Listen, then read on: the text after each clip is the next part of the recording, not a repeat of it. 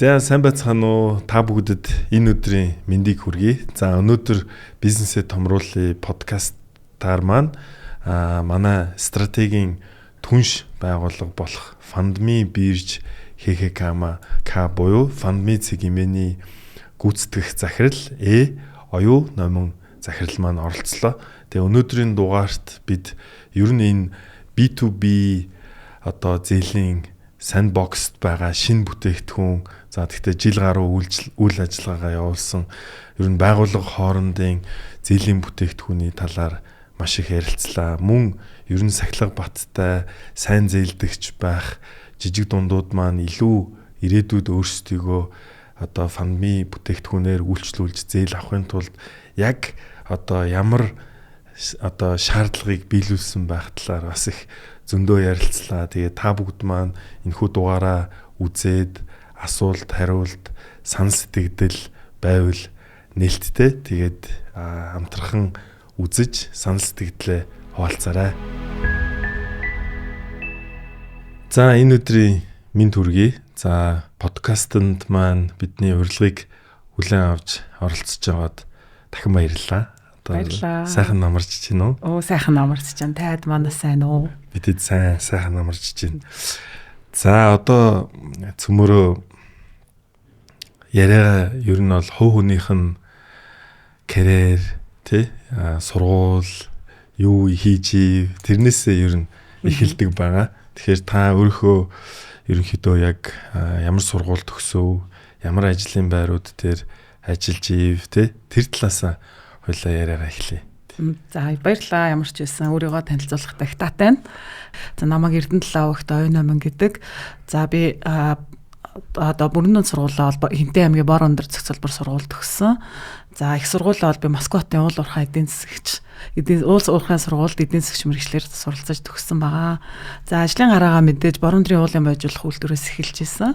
Тэнд эдийн засагч нормировщик гэдэг ажлыг хийдэг байлаа. За дараа нь хот руу одоо гэр бүлийнхээ хүнтэй шилжиж ирээд за Хас банкнд ажилд ороод Хас банкндаа үндсэндээ 7 жил ажиллаж байгаад дараа нь Бичиг глобал санхүүгийн нэгдлийн зээлийн газрын захирлаар ажилладаг байжгаад сая одоо сүүлд Fundme бирж ХХК-гийнхаа гүйцэтгэх захирлаар ажиллаж байгаа юм ирхэн байна. За баярлалаа. За ер нь тэгэхэр чин бичлэлд хэр удаан ажилласан гэсэн үг үү? За Бичиг глобал санхүүгийн нэгдэлд ажилд ороод одоо би өдгөө 8 жил болцсон явж байна. Нийт хугацаа шүү дээ. Тийм нийт хугацаанд би 8 жил. За Fundme маань Fundme бирж ХХК гэдэг үндсэн нэр нь зөв тий. Зөв тий. За окей. За Fundme-гийн маань ер нь үндсэн зорилго та бүхэн маань ер нь яг энэ платформоор яг ямар асуудлыг шийдэхийг ер нь хүссэн бэ? Ямар орон зайг олж харав тий. За маш гоё асуулт байлаа. За юуны дөрөнд бид нар аж ахуйн нэгжүүдийнхаа богино хугацаатай нөөц мөнгөн хөрөнгийг одоо аж ахуйн нэгжтэй тэр мөнгө хөрөнгөөс өгөөж хүртэх боломжийг олгож байгаа. Нөгөөтэйгэр бас энэ аж ахуйн нэгжүүд маань манад итгэж мөнгө байршуулснаар богино хугацаанд санхүүгийн хэрэгцээ өссөн аж ахуйн нэгжүүдтэй тусалдаг.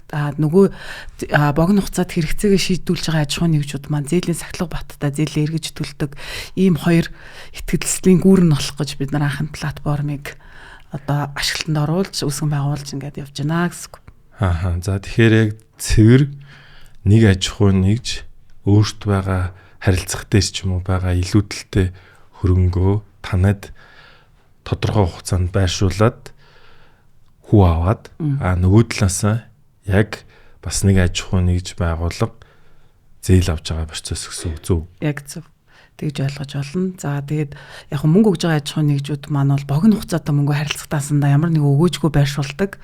Одоо айгу бага өгөөжтэй. Тэгэх юм бол одоо манай дээр та мөнгөө 7-оос за манайх бүр 91 хоног хүртэл манад байршуулснаар хүүгийн өгөөж хүртэн жилийн 18.25% хүүгийн өгөөж хүртэх боломжийг олгож байгаа гэсэн. Одоо манад итгэл хүлээлгээд санхүүжилт өгж байгаа айлд. Зээлдэгч тал маань бас ялгаахгүй жилийн 18.25 буюу айгу бага хүүгээр барьцсан өрөнгөний ханд нөхцөлтэйгээр зээл авах боломжтой. Энэ дээр бид нэр зээл олголтын шимтгэлэл авдаг гэсэн. Нэгсэндээ амжилттай төлөлт гэсэн үг шүү дээ. Ер нь бол амжилттай төлөлтөөсөө таад маань. Би бас нэг тантай өмнө бас уулзж байхад та нэг арай өөр нэг нюанстай юмнууд яг хэлж ийсэн. Жишээлбэл илүүдэлтэй одоо төлбөрөө шууд татдаг гэд нэг хэлж ийсэн тий. Биш одоо би буруу биш нэг санаа нь одоо ингээд илүүдэл төлбөрөө шууд аваад идэг л нэг ямар ч үсэн нэг системийн хувьд болохоор нэг тийм арай нэг онцгой нэг юм байгаадсэн. Яг бидний хувьд нөгөө богино хугацаатай гэдгээрээ арай онцгой. Тэгээ систем өөрөө автоматар бүх гүйлгээгээ таньдаг. Энэ дээр гар ажиллагаа ордгоо тэгээд хэн төрүүлж захиалгаа оруулсан нь хугацааныхаа эренбээр эрэмдлэгдээд тэр одоо чинь өнөөдөр манад нэг 2 газраас тий 2 аж ахуйн нэгжүүд манад богино хугацаа илүүдэл мөнгөө байршуулъя гэх юм бол манай дээр тэр хүний хизээ оруулснаар нь хугацаа нэрэмтлэгдээд нөгөө талд зээл авч байгаа хүмүүс маань тэр мөнгийг хараад зээл авах боломжтой гэсэн дүнгээ оруулаад ялгаахгүй хоёр тал маань хоёулаа хугацааны эренбээр ойчрлож ордог гэсэн үг дарааллаар энэ нөгөө систем ажиллаж байгаа учраас хин нэг бид нар одоо тий манайх өнөөдөр мөнгө байршуулмаар байна энийг зээл болоо гаргаад өгөөч гэхэд бид нар тэрэн дээр оролцдоггүй зээлдэгч талтай жишээ нь манад зээл хэрэгтэй байна та манад зээлийн маань олгоод өгөөч гэвэл тэрэнд бас бид нар оролцохгүй та эхлээд захиалга төрүүлж өгсөн нь төрүүлж биелдэг юм л шудраг зарчимтай гэсэн үг. За тэгэхээр нэг ёсондоо бол танай өөрийн харилцахад мөнгө бол одоо тогтмол ингээд юу гэдэг байж гин гэсэн үг бол биш. Хоёр талаасаа хоёулаа захиалга өгөөд хэрэгждэг гэсэн үг тийм. Тэгэхээр одоо жишээлбэл ингээд сонсохоор энэ маань өөрөө юу гэдэг ингээд аль нэг талаараа байнга илүүдэлтэй байх магадaltaй гэсэн үг үстэй тийм. Ер нь тэгэхээр одоо аль тал нь илүүдэлтэй байна? За одоогор бол бидний хувьд бол нөгөө одоо үйл ажиллагаа маань аваа бас танигдаад харилцаж байгаа итгэлийг даацсан ямар нэгэн байдлаар манад итгэж мөнгөө байршуулсан айлын мөнгийг хугацаа хоцруулсан удаа байхгүй учраас бидний хувьд бол одоогор их усүр одоо мөнгө байршуулъя гэсэн аж ахуйн нэгжүүд айгүй ихтэй болцсон. Нөгөө талдаа бид нар манайха бүтээгдэхүүлчлэгийг олон богино хугацаанд хэрэгцээ шаардлага гардаг аж ахуйн нэгжүүдэд мэдээлээд одоо хүртээмж айгүй бага байгаа учраас манай харилцагч зээлдэгч талын маань тоо айгүй бага байгаад байна. Тэгэхээр энийг нэмэгдүүлэх тал дээр бид нэр ажилланаа л гэсэн. Тэгэхээр мөнгө бол байгаа. Мөнгө бол их усүр талдаа бол орж ирээд байна гэсэн. Хүмүүс харцсангоо одоо юу гэдэг ач холбогдлоо сайн мэдээгүй арай таниагүй. Тэгэхээр ер нь бол нэгсэндээ ингэсэн үг. За би мөнгөний илүүдэлтэй аж ахуйн нэгж байгуулах байлаа гэхэд би мөнгөө за энийг одоо аваарай гэд барьшуулчих чинь гэсэн үг шүү дээ. Тэгээ энийг авах хүн байхгүй бол таны мөнгө буцлаа. Тэгэхээр чинь одоо яах юм? Өдөртөө буцчих уу? Авахгүй бол тий энэ бас нөгөө яг л миний түрүүний яриад байгаа манайх нөгөө систем хөгжүүлсэн платформоор явдаг гэдэг чинь ерөөсөө нөхгүй. Манайх болохоор яадаг вэ гэхээр та өнөөдөр манай дээр нэг жишээлбэл нэг аж ахуйн нэгж маань 100 сая төгрөг өглөө. За нөгөө тал зээл авах хүн байхгүй, айл байхгүй тий. Тийм тохиолдолд таны мөнгийг бид нар 16 цаг гэхэд таны нөгөө бүртгэлтэй данс руу шилжүүлчихнэ. Тэр өдөртөө. Өглөө би 9 цагт өгцөн гэсэн байлаа гэж бодоход тий. Хэрвээ тэрийг өөр нөгөө талаасаа хүн зээлэх боломжгүй бол 16 цагчууд гардаг гэсэн үг тий. Та хонуулаад хүү авч болтгүй. Тэр бол нөгөө боломжгүй. Бид нар чинь зөвхөн зуучлалын үйлчилгээг үзүүлж байгаа учраас бид нар өөрснийхөө үйл ажиллагаа тэр мөнгө манай дансан дээр хончиж байгааз хэрвээ хонох юм бол бид нар хүүгийн орлого олчихж байгаа байхгүй. Тэгэхээр тэр хүний мөнгийг бид нар өдөрт нь буцаагаад тэр хүн дахиад маргааш нь өөрийнхөө хүссэн санхүүжилтээ өгөх боломжтой гэсэн үг. Зөв. За ер нь энэ фандмигийн одоо үүсгэн байгуулах санаа ер нь хэрхэн яаж төрсөн бэ? Ер нь яг иймэрхүү мэдээж гадны финтекүүд бол бас зах зээл дээр байдаг бах тий ер нь. Тийм яг уу энэ маань өөрөө шинэлэг бүтээгдэхүүн. Дэлхийд дээр бол энэ анх бол англи улсад үүсчихсэн түүхтэй. За тэгээд үүсээд угаасаа нэг 3 жилийн л түүхтэй байгаа. Одоогоор л. За тэгээд яг уу одоо ингээ нөө финтекийн зах зээлийг харахаар чинь финтек дийлэнх нь иргэд рүү чиглэсэн байж байгаа. Дэлхийн зах зээл одоо яаж яана гэхээр иргэдээсээ одоо нийт 100% гэж үзэх юм бол финтекийн 40% нь аж ахуйн нэгж рүү чиглэдэг болсон. Зөв. Тэгэхээр энэ финтекийг ашиглаад энэ богино хугацаатай ямар нэгэн байдлаар зээл олголт ингээ хийдэг, санхүүгийн асуудлаа шийддэг тал руугаа дэлхий явж байгаа. Тэрний нэг жишээ одоо бид нар Монголд анх удаа энэ системийг оруулж ирээд ажиллуулж байгаа. Тэгээ ер нь бол цаашлаад бид нар ер нь яг энэ системийг илүү дэлгэрэнгүй хөгжүүлээ. Томоохон аж ахуйн нэгжүүд маань жижиг СМЭ одоо зээлдэгч нартаа туслаад тэр СМЭ зээлдэгч нар маань салга баттай зээлээ төлдөг байгаад ингээд цаашдаа бол зах зээлээ илүү том аж ахуйн нэгжүүд маань илүү жижигтэй туслахад нь гүүрэн болох юм зорилготой л ер нь анханасаа энэ бизнесээ харж явж байгаа. Зөв. За түрүүний одоо нэг жоохон процессын асууд одоо юу руу оръё. За ямар ч гэсэн Fundme-ийг имэн веб рүүгээ компани орно. Тэгээд та ингээд цаашаага ер нь ямар процесс дамждаг талаар яг нөгөө зээл авах процесс талаас нь тайлбарлаж өгөөч. За тий. За хэрвээ та манай одоо платформ бүртгүүлэхийн тулд манай Fundme-ийг имэн гэсэн платформ л байгаа. Хүмүүс андуураад нөгөө нэг аппликейшн гэж андуурдаг. Манайх бол нөө аж ахуйн нэгжид зориулсан учраас зөвхөн вебсайт ихний ээлжинд ашиглалтанд оруулсан байгаа. Мэдээж нөгөө хөгжлийн дараагийн түвшинд бол аппликейшн бол байж болохоор байгаа. Гэхдээ ихний ээлжинд бид нар аж ахуйн нэгжүүдийн нэхлэн гүйцэтгэдэг учраас вебсайт суурьтай байгаа. За манай Fundme-ийн вебсайт руу нэвтэрч ороод бүртгүүлнэ. За бүртгэлийн явц өөр айгүй амархан. Өөрснийхээ компани регистрийн дугаар, утасны дугаар, нууц өгнүүдөө үсгээл орчин.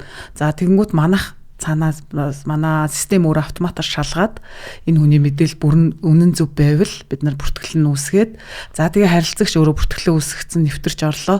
Зээлийн эрх нийлгэх хүсэлт гэдэг коноп байж байгаа. Зээлэн дээр дарахаар.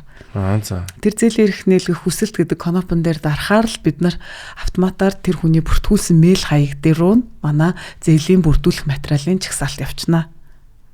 За тэгэхээр нэгдүгээрт бол бүртгүүлэх юм байна. Хоёрдугаарт бол тэр нэг хүсэлтээ илгээх процесс явна. Ямар тэгэхээр ер нь бол байгууллага бол өөрөө нэмэлт материалаа та хэд дээр тэгэхээр судлуулахаар өгдөг гэсэн үг үү тийм. Зөв. Бид нар энэ бол бас арай 100% захимжих бол арай болоогүй бах тий. Яа тэгэхээр энийг нөгөө захимжуулахаар татварынхаа одоо Монгол улсадны нүгүүл ярихад тий аж ахуйн нэгжүүд дийлэнх нь хоёр баланстай явж идэг. Бид нар нөгөө мөнгө урсгалын тооцоолол хийж төлөвлөгөөн дээр суурилсан үнэлгээ шүү дээ тий. Тэгэхээр энэ дээр нөгөө процессын хувьд аваад үзэхээр бид нар захимжих буюу скоринг хийх одоохондоо боломж нь байхгүй. Гэтэ ирээдүйд хэцэнгүү мангадгүй захирал нь бүртгүүлээл яг Mongolia-гаараа ч юм уу хурдангаараа KYC-га хийчих юм бол энэ ирээдүй бол байгаа л гэсэн үг. Гэтэ одоо бол тэгэхээр байгууллагууд маань бүртгүүлсний дараа за зээлээ хүсье гэхэд одоо бодвол хэмжээгээ оруулдаг бах те. Манайх одоо юу гэдэг чинь нэг 50 сая төгрөг авъя гэд хүсэлтэд яарангуут 50-д 100-д 2 тэрбум гэдэг нь ер нь ялгаа байдаг уу эсвэл бүрдүүлэх материалын ер нь юу байдаг уу? Нөгөө зээлийн таних асуулт бол юм ба штэ. Зээл хүсэж байгаа мөнгөнд дүнгээс хамаарсан хялбаршуулсан судалгаа гэж байдаггүй эсвэл судалгааны ямар одоо нэг түвшнүүд байна уу гэдэг штэ. Тэгэхээр яг хуу манайх яг одоогор бол монотонны буюу яг уламжлалт зээлийн судалгааны аргаар л судална. Мөнгө урсгалаараа хэр даажин тэр их байна уу бага байна уу ерөөсөө хамаахгүй гэсэн үг. Тэгэхээр бид нар богино хугацааны зээлийн асуудал ярьж байгаа байхгүй юу? Богино хугацаат зээл гэдэг маань манай уламжлалт банкны зээлээс арай өөр. Одоо зээлдэгч та өнөөдөр богино хугацаат буюу одоо манай дээдлийн зээлийн дээд хоног бол нэг 42 хоног л байгаа байхгүй юу? 42 хоног. Тий 42 хоногтоо та энэ авсан мөнгөнд дөнгөө бүтэн дөнгөөр дүүлж чадах уу гэдгийг чи харж байгаа байхгүй юу? Гэтэл банкны зээл чинь та өнөөдөр 100 сая төгрөгийн зээл авлаа гэхэд 24 сартаа хувааж төлөх үү? Эсвэл нөгөө хугацааны хэсэгчлэн хувимдаг те шугамын зээлийн нөхцөл нь тийм байдгүйгээд арай өөр. Тэгэхээр манай энэ зээлийн ойлголт маань ялгаахгүй бид нар зээлийн судалгааг бол яг юм уламжлалт аргаар хийдгээрээ хийн бид нар шаардлагатай одоо бичиг баримтуудаа авна. Энэ дээр мэдээ санхүү зохицуулах хорооны шалгуур үзүүлэлтүүж байгаа. Бид нар харилцагч тавьсан. Тэр үзүүлэлтүүдэд хангаж байна уу гэдгээ харж ээж бид нар зээлийн эрхийг тогтоодог. Тэгээ уламжлалтаас нэг жоохон өөр нюанстай байдаг шүү гэдгийг бас хэлмээр. Тэгэхээр за байгууллагууд маань одоо тодорхой хэмжээнд материалуудаа бэлдээд цаасын хэлбэрээр уулзалтын цаг товлоод ч юм уу. За үнэхээр хоёр тайлаа энэ төр гаргадаг бол ийм бас орлогын их үүсвэр байд юм а гэдгээ үзүүлээд тэгээд нэгэснөө зээлчих эрхээ тогтоолох уугүй юу? Тийм яг зөв. Тэгэхээр одоо мэдээж хүн би 100 авъя гэхээр одоо та хэд маань бол одоохондоо 50-ийн боломжийг л 50-аар л авах боломжтой юм байна гэдэг харилцаа бол болдог бах тий. Тий болно. Зөв. Тэгээд за хүн ирэхэд тогтоолгочих юм байна. Тэгээд за авъя гэдэг процесс нь бол өөрөө бодвол конопт ороод шууд авах уу? Тийм. Ингээд эхлээд Бүлгийн хүсэл захиалгууд нь ямар процессор явах уу? Зөв. Одоо бид нар зээлээ одоо олгоё танд одоо таны хэлсэн 50 сая төгрөгийг чинь боломжтой байна гэхээр бидэд нөгөө нэг зээлийн гэрээ гэдэг гэрээгээ шүү дээ. Энд чинь эрх зүйн баримттай ах хэвээр. За тэр нь бол бас цаасаар яг аль биесны хийгдээд нотрот ороод зөв. Ингээд бидэд зээлийн гэрээгээ хийчихээр зээлийн гэрээний хийсний үндсэн дээр бид нар програм дээр таны зээлийн эрхийг оруулаад өгчнө. За ингэсний ар дээр та хүссэн үедээ зээлийнхаа эрхийн хүрээнд хэд ч хувааж зээлээ авч болно гэсэн үг. Тэгэхээр ер нь компани одоо нэг удаа бол танаа дээр ер нь бүртгүүлээд за яг манадгүй өнөөдөр шууд мөнгөний хэрэгцээ байхгүйсэн ч гэсэн ер нь бол нэг бүртгүүлээд баримт бичгүүдээ өгөөд ер нь барыг нөгөө банкны шугамн зээл гэдэгтэй их төстэй юм байна тий. Ер нь санаа. Тэгээд одоо юу гэдэм би за нэг 50 сая төгрөг авч болох нэ гэд нэг юм кредит нь гарчлаа гэж ботход авчиж болно авахгүйч болно ямар ч гэсэн хэрэг гарах үедээ авч болох нь байна тий. Нэг ийм одоо асуулт байна. Жишээлбэл одоо ингээд уламжлалт банк ус ч юм уу банкн дээр одоо тодорхой хэмжээнд та түрүүнүг хэлсэн зүйлийг тодруулах чинь гэсэн үг. Жишээлбэл за би 50 сая төгрөг зээлчлээ. За тэгээ би яг хатуу нэг өдөр өгөх болчих шүү дээ тийм үү? Тийм. Тэр өдрөө өгч чадахгүй бол яг уу тухайн компани. За яг уу яг энэ дээр бол бид нар одоогор бол кейс бол байхгүй байгаа. Тийм учраас бид нар нөгөө сахилга баттай зээлдэгчтэл зээл өгнө. Яагаад тэгэхээр би бусад хүмүүсээс манай платформ итгээд одоо өөр хүн манад мөнгө өгсөн байгаа. Тэр мөнгийг би танд зээлж байгаа шүү дээ тий. Тэгэхээр яг нөгөө аж ахуйн нэгжүүд маань бас нэг юм ойлголттой болох хэвээр. Бид нарын нэг хамгийн анханаас нь бүр маш сайн ойлгуулдаг. Тэр нь юу вэ гэхээр би танд одоо өөр хүн надад манай платформд итгэж өгсөн мөнгийг танд зээлж байгаа учраас та тухайн өдрөө манад хугацаа хэтрэлт гэдэг ойлголт байх ёсгүй. Тийм учраас та тухайн өдрөө одоо бүр даже 12 цаг гэхэд зээлийнхаа эргэн төлөлтийг төлсөн байгаарэ гэдэг одоо нөхцөлөө анханаас нь ойлгуулдаг гэсэн үг. Тийм учраас бид нар нөгөө цоо шинэ Монголын зах зээл дээр хамгийн анхны одоо мэдээж одоо эрсдэл гарч болно л да тий. Одоо магадгүй айлд нэг эрсдэл гарна шүү дээ тий. За тэгэх юм бол бид нар мэдээж өөрснийхөө их усрээр нөгөө харилцагчийн мөнгийг буцаачна. Зөв. Өөрснөө бид нар эрсдлийн сантаахгүй. Зөв. Тэгэхээр эрсдлийн сангаас бид нар харилцагчийнхаа итгэж өгсөн санхүүжилтээ буцаачаад. Зөв. За нөгөө зээлдэгчтэйгээд одоо өнөөдөр чи болохгүй байна. Хоёулаа одоо мод сайдах дээрээ болох нэ гэдэг асуудлыг бол бид нар зээлдэгчтэйгээ өөрснөө ярьдаг. Гэхдээ нэг ийм асуудал гарахгүй тулд хамгийн ихний алхам юу вэ гэхээр харилцагчдаа маш сайн ойлгуулах зээлдэгчийн нөгөө сахилга бат гэдэг юмыг л би аягүй сайн яриад байгаа нэг нөхгүй. Тэгэхээр ийм л харилцагчд бид нар зээл өгдөг. Гэхдээ бас одоо муу нухаар сайлчилтэй. Бидний хувьд бол манайхаас зээл хүссэн бас чамгүй харилцагч нар байгаа. Тэднэрийнхаа бид нар нэг 20% л зээл өгч байна. Одоо жишээ 100 хүн зээл өсгөд бид нар 20 хүнд л зээл болгож байгаа. Тэгэхээр нэгэсэндээ яг сайн зээлдэгч нар цөөн байна гэсэн юм яваад шүү дээ тий. Тэгээ нөгөө талдаа бас сайн зээлдэгчтэй бид нар мэдээлэл хүргэж өгч чадахгүй байна гэсэн бас нэг юм юм. Мэдээж Монгол улсад маань одоо Улаанбаатар хотод идэвхтэй үйл ажиллагаа явуулдаг 9000 гаруй аж ахуйн нэгжүүд байгаа байхгүй. Тэрнээс одоо манайх нэг 100 гаруй аж ахуйн нэгжүүдтэй байна шүү дээ тий. Тэгэхээр энэ үлдсэн нөгөө 9000-аас ч 100 гэдэг өөрөө чамлалттай тоо байхгүй. Тэгэхээр үлддэгдэл 8900 хүнд би яаж мэдээлэл хүргэх вэ? Тэр дундаа тэр сайн санхүүгийн сахилга бат сайтай айлтанд би яаж хүрэх вэ гэдэг л асуудал яригдаад байна. Зөв. Тэгэхээр ер нь бол яг одоо нэг зээлдүүлж байгаа байгууллагын нүдээр аваад үзэх юм бол за надад яг л одоо нэг за 100 сая төгрөг байна. За би энийгээ өстой 28 хоног гэдэг нь одоо 42 хоногоор одоо өгөх гэж штэ. Тэгээ би бол магадгүй яг тэр хоногийн дараа энэ мөнгө надад яс хэрэгтэй гэдэг байлаа гэж бодоход ямар ч тохиолдолд зээлдэгч төлж чадахгүй байсан ч гэсэн та бүхэн бол гаргаж өгд юм байна тий. Тэгэхээр ер нь бол зээлдүүлж байгаа хэсгийн эрсдлийг бол та хэд маань өөрсдөө бүрэн хариуцаад ер нь бол өгдөг гэсэн үг байна тий. Яг зөв. Тэгэхээр нэг талаасаа бол маш сайн энэний одоо нөгөө энэ талаа бас ер нь ойлгуулах хэрэгтэй шүү дээ. Мэдээ та хэдэд аль болох яахгүй бол ирээдүйд бол нэгсэндээ олон байгууллагууд мэдээд авчихад бол ер нь нөгөө талаасаа нэрээ мөнгөө байрлуулах гэж байгаа компани процесс нь хэрхэн явдаг вэ? Тийм. За одоо нөгөө тал маань эхэлж байна тийм. За бид нар ингээ айгүй сайн хариуцлагатай, сайн аюутай, сахлаг баттай зээлдэгч бэлтцээ. За тэгвэл нөгөө талд ийм зээлдэгчтэй хүмүүс бид нарт одоо ийм мэргэжлийн баг байна тий.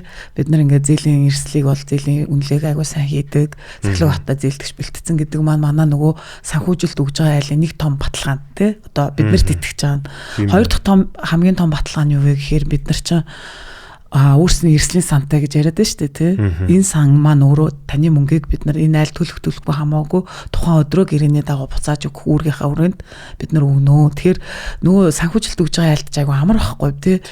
Одоо олон улс дээр яаж яваад байдг вэ гэхээр олон улс дээр би өнөөдөр одоо таныг мэддэг байжгаад таныг ингээд ерөнхий таниад за энэ хүн зээлвсэд байгаа юм. За би энд өгчий дөө гэд ингээд сонгож өгöd байгаа байхгүй. Гэтэл эний чинь бид нар процессын хувьд өөрснөө зээлийн судалгаагаа хийгээд энэ хүн зээл гарна. Тэгтээ гарахдаа энэс илүү гарахгүй юм байна те. Үнэлгээг нь хийцэн нөгөө зээлийн эрхийн тогтооцсон санхүүгийн шинжилгээг хийсэн учраас энэ хүн бол бидний одоо менежментийн ур чадвараас гадна эрслийн санд тэгэхэд ингээ манад мөнгө өгөхөд бол би нэг эрсдэлгүй гэж хэлж зөрөгтэй хэлж чадаад байхгүй. Тэгээд бид нар бас үйл ажиллагаан дээр мэдээлэл олон улсын мэдээллийн аюулгүй байдлын ISO стандартыг хэрэгжүүлж ажилладаг. Одоо 3 дахь жилдээ тэгж ажиллаж байгаа.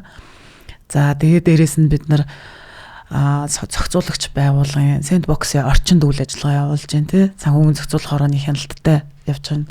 Хин нэгэн хүн дураараа гарч ирээд Монголын санхүүгийн зах зээл дээр цоо шин бүтээгдэхүүн нээчээд яваад байгаа юм ерөөсөө биш байхгүй тий.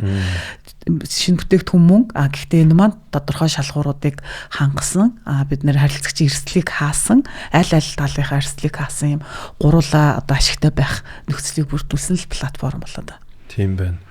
Та нөгөө мөнгө одоо мөнгөө зээлдүүлэх гэж байгаа байгууллагын процесс нь яаж явдаг вэ? За тийм тэрийг сая би дутаарч. За мөнгөө манад байршуулах аж ахуйн нэгжүүд маань ялгаахгүй яг сая нөгөө платформд бүртгүүлчин. За бүртгүүлээд одоо мөнгө өгж байгаа айлд бол бид нар манайхаас эрсдэл байхгүй гэж харж байгаа шүү дээ тий. Тийм учраас шууд манайхтай гэрээ мөнгөө байршуулад тэр мөнгийг нь зээлдэгч авлаа. Тухайн хүний бүртгэлтэй мэйл хаяр руу одоо автоматар гэрээ нь очичдаг гэсэн. Богино хугацаа санхүүжилтийн гэрээ гэдэг гэрээ маань тэр хүний бүртгэлтэй мэйл хаяр руу шууд очино. Энэ дээр бол бид нар нөгөө угаасаа KYC чи ажиллаад бид нар нөгөө харилцагчаа таньж байгаа. Харилцагч маань харин дараа нь биднэрт нэг юм одоо анкеттэй эцсийн өмчлөгчийн мэдээлэл мөнгө уух терроризмыг санхүүжүүлэх тухай хуулийн хүрээнд бид нар асуух хэвээр асуумжууд асуугаал ингээ явчихдаг. Энэ дээр бол бүр онлайнаар бүр ирэхгүй манайхыг одоо заавал манаа дээр ирэх ямар ч шаардлагагүйгээр санхүүжилт өгч болно. Зөв. Мөнгө зээлдүүлдэг байж хахад бол одоо юу гэдгийг биеэр ч юм уу цаасаар бол ямар нэгэн нэмэлт мэдээлэл өгөх тийм процесс бол байхгүй шүү дээ. Ингэж явж байгаад санхүүжилт хэрэгтэй болох үедээ мөнгө авъя гэхэд бол заавал бичиг баримтаа бүртгүүлдэгэл бүртгүүлэн тий. Ямар нэгэн ер нь барьцаа эн чинь барьцаалдаг юм байдаг лөө. За юуны бид нар одоо зээлдэгч талаа буцаад орж ин тий. За зээлдэгч тал дээр буцаад орох. Тийм ээ. За зээлдэгч тал дээр бол бид нар барьцаа хөрөнгө айгуу уян хатан нөхцөлтэй байгаа. Яа тэгэхээр дийлэнх аж ахуйн нэгжүүд маань өөрөө одоо урт хугацаат зээл дээрээ урт хугацаат хөрөнгө оруулалтын зээлүүд дээр өөрийнхөө үндсэн барьцаа хөрөнгө олох автомашин үйл хөдлөлгөө барьцаалцдаг байхгүй юу. Тэгээд мэдээж нөгөө одоо эдийн засаг тогтворгүй тэгээ нөгөө авлага манайх чинь хизээ орж ирдэг лээ те заримдаа хойшлдог энэ үед нөгөө нэг тогтсон төлбөрөө төлөх асуудлууд үүсгэхээр манай одоо захирлууд л дийлэнхтэй те одоо энэ мөнгийг асуудлыг яаж хийдгүү танил талаас аавна эсвэл өөрийнхөө хувийнхаа хөрөнгийг барьцаанд тавиад банкусаас зээл авдаг ч юм уу те.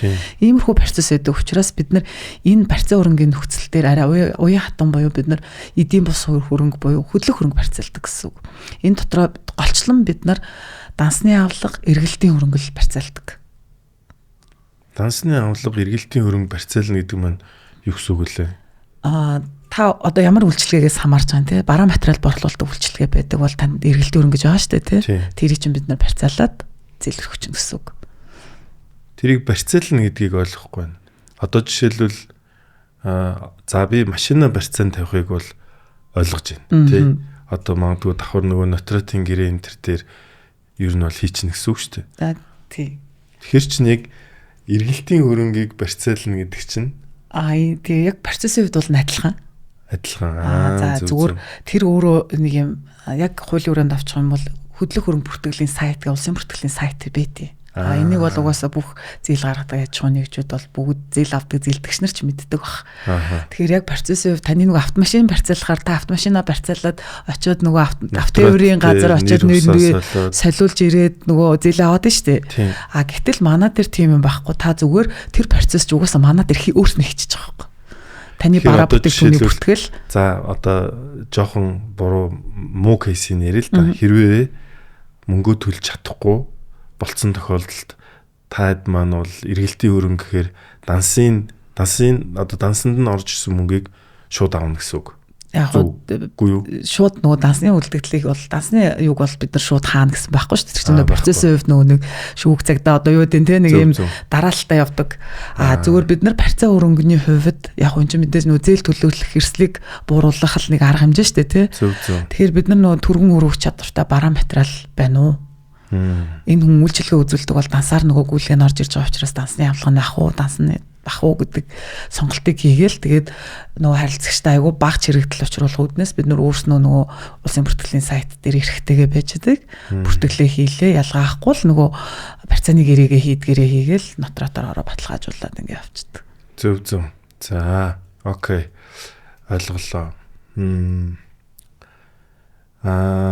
Өөр одоо яг энэ фандми маань ер нь одоо нөгөө ХХК тий. Гэхдээ энэ ч одоо нөгөө Монгол за мэдээж финтек. Гэхдээ банк усын статус ч юм уу тим ер нь одоо эсвэл нөгөө барьцаалан зээлдүүлэх юу ч үлээ ламбард ч юм бас нэг арай өөрөөр нэрлэдэг. Барьцаалан зээлдүүлэх газар ч юм уу тий. Тим ер нь юу тусгай юм байт юм уу? Харин тий бидний яг цэвэр ХХК гэдгээр л бидний хувьд нөгөө нэг энэ нөгөө бүтээгдэхүүлчлэгээ чинь санхүүгийн үйлчлэг байхгүй юу? Финтекийн шинэ бүтээгдэхүүн үйлчлэгээ. За тэгэнгүүт шинэ бүтээгдэхүүн үйлчлэгээ юу яадаг вэ гэхээр бид нарт нөгөө бизнесийн буюу банк усын тухай хууль гэж байна те. Мөнгөн зээлийн тухай хууль гэж байна. Яг энтэй адилхан одоо бид нарт зориулсан хууль нь эрх зүйн орчин одоо байхгүй байхгүй одоогоор. Тийм учраас бид нар сэндбоксын орчинд үйл ажиллагаа явуулах зөвшөөрлөлтэй гэсэн үг. Тэгээ бидний албан ёсны нэршил өөрөө юу вэ гэхээр байгууллагын богино хугацаанд B2B санхүүгийн зээлийн зөвлөлт үйлчилгээ гэсэн л үйлчилгээ байгаа. Тэр нь угаасаа яг санхүүгийн зохицуулах хорооны сэндбоксын зөвлөлийн урлаар гарч ирсэн юм чиглэл бидний үйл ажиллагааны чиглэл бол юм. Жохон урт тий. Sandbox-оос ямар хугацааны дараа ер нь гардыг? За бид нар одоо Sandbox-ийн хугацаанд 2 жил Sandbox-ийн орчинд үйл ажиллагаа явуулсан. За энэ жил бид нар шилжилтийн үед рүүгээ шилжихтэй одоо зах зээлийн рүүгээ нэвтрэх процесс руу орж байгаа. Тэгээд хууль эрх зүйн орчин маань бүрдсэн бол бид нар тэр хууль эрх зүйн орчныхаа хүрээнд үйлчлээд ажил авах юм боломжтой байна. За одоо жоохон жижиг дунд бизнес эрхлэгчтэйгээ холбоотой яриа руу оръё. Одоо ер нь энэ Монголын жижиг дунд бизнес эрхлэгчдэд санхүүжилт босгоход ер нь хамгийн их ямар бэрхшээл тулгардаг вэ? За яг нөгөө банкны салбар болон одоо энэ өөрийнхөө салбар би ч одоо банк ус тэгснэ одоо ингээд цоо шин финтек руу орсон шүү дээ тий. Тэгэхээр энэ туршлага дээр үндэслээд ингээд харахаар манай жижиг дунд бизнес эрхлэгч нарт мэдээж хамгийн том асуудал бол хөрөнгө оруулалтын асуудал байдаг. Гэхдээ тэд нар маань одоо урт хугацааны хөрөнгө оруулалт дээр бизнесээ хараад идэг байхгүй юу? Одоо яг уламжлалт нь л тийм л байна л да тий. Урт хугацаанд хөрөнгө оруулалт авчвал би нэг ингээд чинь гээд тэгээ богино хугацааны шийдлүүд нь одоо манай зах зээл дээр байхгүйсэн. Тэгээд одоо жижиг дунд бизнес эрхлэгчдийнхаа тэр богино хугацаанд галыг унтраах тэр бараа материалаа хямдхан байгаа дээр нь татаж авах тий. Тэр чин татаад аваад оруулбал эрүүл бараагаа зарчин штэ. Тэгэхээр илүү нөгөө энэ боломжийг нь л нээж өгөх үүднээс бид нар бас нэг юм айгуу шинэлэг сонголтод байхыг хүсэж байгаа. Тэгээ яг жижиг дунд бизнес эрхлэгч нар маань тулгардаг юм нь мэдээлэл айгу одоо мэдээлэлээс арай жоохон холхон байгаад байдаг. Өөрснийхөө нөгөө яг нөгөө хийгээд байгаа бизнестэй төвлөрчөөд надад ямар шин санхүүгийн боломж юу байгаа юм. Одоо сүүлийн үед нэг анзаараад байхад нэлээд бас иймэрхүү ивентүүд ч их зохион байгуулагддаг болж нөгөө газруудаас нь жижиг дундын газруудаас нь бас илүү түлхүү мэдээлэл өгдөг болсон баг. Тэгээ би бас нөгөө манай компани нөгөө худалдаа аж ахуйн танхимын гишүүнээр орсон. Тэнд орсноороо бас нэлийн одоо жижиг дунд бизнес эрхлэгчтэй бас манайхыг мэддэг болоход нь ядаж нэг 10 аж ахуй нэгж манайхыг таньдаг тий манайх руу ханддаг болоход нь нэлийн түхэн болсон гэж харж байгаа. Ер нь цаашлаад бол жижиг дунд бизнес эрхлэгч нар маань томрын жоохон бизнесийн ахиулыг гэвэл мэдээж урт хугацааныхаа санхүүжилтийг ямар нэгэн байдлаар шийдэж чаддаг. Тэгээ богино хугацаан дээр бол яг тэр хамгийн их тохиолдод байгаа бараа хямдхан багт нь авах те эсвэл нөгөө ороод ирсэн барааныхаа гайлын төлбөрийг төлөхөд явах вэ гэдэг асуудлуудаа бол манайх руу хандаад гэхдээ манай энэ дээр нийтлэг нэг юм нь бид нар одоо 100 харилцагчаас 20 харилцагчд зээл өгч штэ. Тэгэхээр нөгөө санхүүгийн сахилга батгүй байдаг. Санхүүгийн сахилга баттай байгаад үнэхээр бизнесээ одоо томруулж байгаа хүмүүст бол одоо хамгийн том хөшүүрэг бол зээлээ сайн төлөх, зээлийн иргэн төлөлтийн соёлтой болох гэдэг тийм мөнгө урсгал аягүй сайн төлөвлөж чаддаг байх нь аягүй чухал. Тэгэхээр ер нь одоо санхүүгийн сахилга бат гэдэг нь ер нь та хэдийн маань нүдээр ер нь юу гэсэн үг вэ? За бидний зүгээр энгийн л яг процессоо л ярьчих тий. За энгийнээр хавхад бол санхүүгийн сахилга баттай харилцагч гэдэг би юу гарч байгаа гэхээр зээлийн иргэн төлөлтөө яг ядаж өдөртөн төлцдөг. Одоо та хэдийн хувьд бол тэр л номер 1. Хамгийн түрүүний хамгийн анхны шалгуур үзүүлэлт бол зээлийн иргэн төлөлтийг яг хугацаанд тухайн өдрөө төлж гин үгүй юу гэдгийг хардаг. Одоо бүр яг өдрөөр нь хардаг. Одоо тэгэхээр эн чинь бол за хэрвээ нэг бизнес эрхлэгч байлаа гэж бодоход урт хугацааны санхүүгийн бүтээгдэхүүн банкнаас авцсан бай гэд бодъё. Магадгүй банк усаас бас нэг одоо зээл авцсан гэж бодоход энэ хоёр төлбөрөө цаг хугацаанд нь үнэхээр одоо алданг тооцоолохгүйгээр хийж чадчихэв үгүй юу гэдэг нь гэсэн үг. Тий, яг зөв. Энэ бол эхний нэг шалгуур. За дараагийн нэг шалгуур нь мэдээж энэ хүн өөрөө бизнесийнхаа нөгөө мөнгөн хөрөнгө өөрөө удирдах чадчихна уу? Одоо бизнесийн мөнгөн хөрөнгөө удирдна гэдэг маань юу вэ гэхээр өнөөдөр бизнес нь айгүй гоё ингээд цэцгэлээд одоо борлуулалт нь өндөр те айгүй ашигтай явж идэл хувь хүн өөрөө бизнесийнхаа нөгөө орлогоос өөрийнхөө хувь та санхүүжилт хийдэг те. Хувьдаа машин одоо нөгөө машинаа одоо 200 байсан бол 300 болгох юм уу яад вэ те. Ингээд нөгөө хувь зүгээр эргэлдэжсэн бизнесээсээ өөрийнхөө хувь руу татаад хөхмөл хөрөнгөд хөрөнгө оруулалт хийчихэр чинь бизнесийнх нь аян буюу эргэлтэн жижигрээд тэгэхээр нөгөө бизнес маань өөрөө бас мөнгө урсгалын хувьд багасаад эхэлж байгаа учраас энийг бас аягүй сайн хардаг бидний хувьд. Тэгэхээр захирлууд маань ер нь бол тийм тохиолдол бол маш их шүү дээ. Одоо юу гэдэг яг байгууллагын өөрийнх нь эргэлтийн хөрөнгө мөнгө нь яг цэвэр өөрийнх нь одоо мөнгө юм шиг зарцуулж гин үгүй юу гэдэг бол нэг одоо тэгэхээр ихэнх ингээд жижиг дунд бизнесүүд маань захирал өөрөө яг өөртөө цалин гэж өгж авдаггүй. Ингээл барыг нэг цалингүй тэгсэн мөртлөө хаяа ингээл байгууллагаасаа аваад зарцуулдаг. Энэ процесс бол муу одоо санхүүгийн сахилга баттай гэдэг рүүгэл орно гэсэн үг тийм. Тэгж ойлгож байна. Зөв. Окей. Өөр ер нь та хэдийнхаар санхүүгийн сахилга бат. Тэгэхээр ер нь бол бас компани засаглалын хувийг ч гэсэн харах нь шүү дээ. Яг ингээд мэдээж тушаал гараад өөртөө цалин өгдөг үү? Энэ бүх юмнуудыг л нөгөө анхны бүрдүүлдэг баримтчгүүдээр тодруулна гэсэн үг байна тий. Тэгээд зөв тайл. Тэгэхээр дээрэс нь бас нөгөө хоёр санхүүгийн тайлантай явдаг гэж байгаа шүү дээ зарим аж ахуйн нэгжүүд. Энэ бас нэмэх хасах үзүүлэлт болдог. Үнэхээр бодит санхүүгийн тайлангаа гаргаа явдаг. Үнэхээр сайн санхүүгийн нэгтлэн тооцоо бүртгэл нь аягүй сайн явдаг аж ахуйн нэгжүүд байдаг. Тэд нар маань бол энэ бол мэдээж нэмэх нэг үзүүлэлт. Энэ нөгөө санхүүгийн сахилга баттай бас ороо явна гэсэн ойлголт. Зөв. За та түрүү яг баг хэлцэн л дээ. Гэхдээ ер нь яг та хэдийн маань одоо зээлийн шалгуур гэж байгаа шүү дээ. Ер нь яг ямар хуу баримт бичгүүд хэр их хэмжээний баримт бичиг бүрдүүлдэг вэ? Одоо би бол яг энэ банк усыг бол мэдээд байна. Гэтэ яг л адилхан уу? Тийм. Ер нь адилхан. Тийм. Адилхан доо. Гэхдээ бид нар бүр тэднээс их байж магтгүй. За та тэгвэл өшөө ер нь санджаагаар гэх юм бол бид нар нөгөө банк усуд бол мэдээж нөгөө эдгээр чинь одоо банк болон банк усуд чинь тогтцсон нэг юм. За яг тэрэн дээрээс бид нар илүү юу хардгуу гэхээр илүү нөгөө өглөг авлага тэрийг банк хардлаган л хардаг л та. Гэхдээ бид нар илүү эргэцгийг нь бүр задлж энэ хүн хэрэг өглөхтэй тий. Энэ авлага гэж юуг хиндэ өгсөн авлага бүртгээд байгаа юм. Яагаад авлага нь юм байгаад байгаа юм. Бид нар илүү нөгөө санхүүгийн үзүүлэлт рүү илүү нэгт нямбаа ордог. Бүр нэг бүрчлэн одоо том аж ахуйн нэгжүүдийн өглөг авлагыг бол бүр хинээсийн хэдэн хонд үссэн. Яагаад энэ олон жил авчдаг байгаа. Одоо процесс нь хаанаа явж байгаа гэдэг бүр юм деталь руу айгүй их ортог. Тэгэхээр энэ өөрөө процесс маань өөрөө жоохон бас хүндрэлтэй л дээ. Яг л энэ үгүүлэхэд бид нар чинь парцаа хөрөнгөний хувьд эрслийн хувьд бид нар эргэлтийн хөрөнгө буюу хөдлөх хөрөнгө парцаалал зээл болгочихж байгаа шүү дээ тий. Тэгээ энэ маань өөрөө санхүүгийн аягүй сайн үзүүлэлттэй компаниудад өгөх гээд байдаг. Тэгэхээр бид нар эний чинь сайн гэдэг үзүүлэлтийг чинь хаанаас гаргаж ирэх юм гэхээр л нөгөө бүрдүүлж байгаа материалууд маань тий илүү нюанс илүү детальтай орохын тулд илүү оновчтой шийдвэр илүү эрсдэл багтаа зээл гаргахын тулд илүү бид нар одоо банк болон банк усаас жоохон илүү юм авдаг.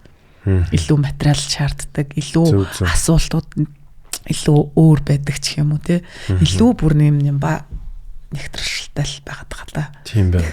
Тэгэхээр энэ ер нь процесс маань за би ингээд сайхан баримтчгуудаа бэлдээд өгчлөө. За тэнгүү таад маань хүлээж аваад уншиж танилцаад за бас буцаж болно те. Үгүй энэ чинь энэ авалгуудаа ёстой яг таны хэлдгээр хизээ үүссэн яагаад ингэж удаан авч чадаагүй байгаа юм гэдэг ч юм уу. Энэ процесс ер нь яг ямар хугацаанд үргэлжлэх вэ? За бидний хамгийн багадаа. За юуны зээлийн шийдвэрийг одоо болон болохгүй гэдгийг хэлэх гэж аяг уддаг байхгүй одоо процессын хувьд те манайх бол тэхгүй нийтлэг одоо зах зээл дээр байгаа одоо ижил төрлийн бүтээгдэхүүнтэй зээлийн судалгаа хийхэд бол мэдээж банксууд бол хурдан манайх бол зээлийн анхан шатны буюу бид нар та манад бодит санхүүгийн тайлангаа компанийнхаа ерөнхий мэдээлэлд өгчүүл танд ойролцоогоор иймэрхүү зээл гарахаар байна гэд энийг бол бид нар 24 цагийн дотор хэлцдэг. Тэр хүн манад урьдчилаад нэг юм 3 төрлийн материал өгч штэ тий. Тэгэнгүүт бид нар окей за танд бол болно болохгүй гэдгийг бол аягүй хурд хэлдэг. 24 цагта багтаад хэлчихнэ ажлын нэг өдөртөө. Окей таны одоо санхүү гэж урьдчилаад хараад бид нар чинь яг ингээд цаад нарийн юм хийгээг байгаа штэ. Хэмжээг бол бид нар судалж агаад хэлдэг гэсэн үг. Та юу н манай анхан шатны шалгуурыг хангацлаа тань зээл гарахаар юм байна. За хоёлаа илүү нөгөө нэг цаашлаад эдэн дөрөвний зээл ирэх тогтоохоор байна гэдэг нарийн судалгаагаа хийхин тулд хэдүүлээ дараа нь үргэлжлүүлдэг гэхгүй. Болохгүй хүмүүсийг бид нар одоо магадгүй бид нар нөгөө 50 дахь шалгуур чи манай дараа өндөр байгаа шүү дээ тийм байна. Тэнгүүд бид нар эхлээдгээс одоо Монгол банкныхаа лавлахааг авд юм уу нөгөө санхүүгийнхаа тооцоол юмнуудыг хараад болохгүй бол бид нар болохгүй гэдэг 24 цагт болно гэдгээ хэлээд үргэлжлээд ажлын 3 хоногийн дотор бол бид нар зээлийн шийдвэр гаргацдаг. За тэгэхээр эхлээд шийдвэр гаргах гэж 24 цаг болох юм байна. Болон болохгүйгаа сонсох гэж 24 цаг. Тийм болон болохгүйгаа сонсох гэж 24 цаг.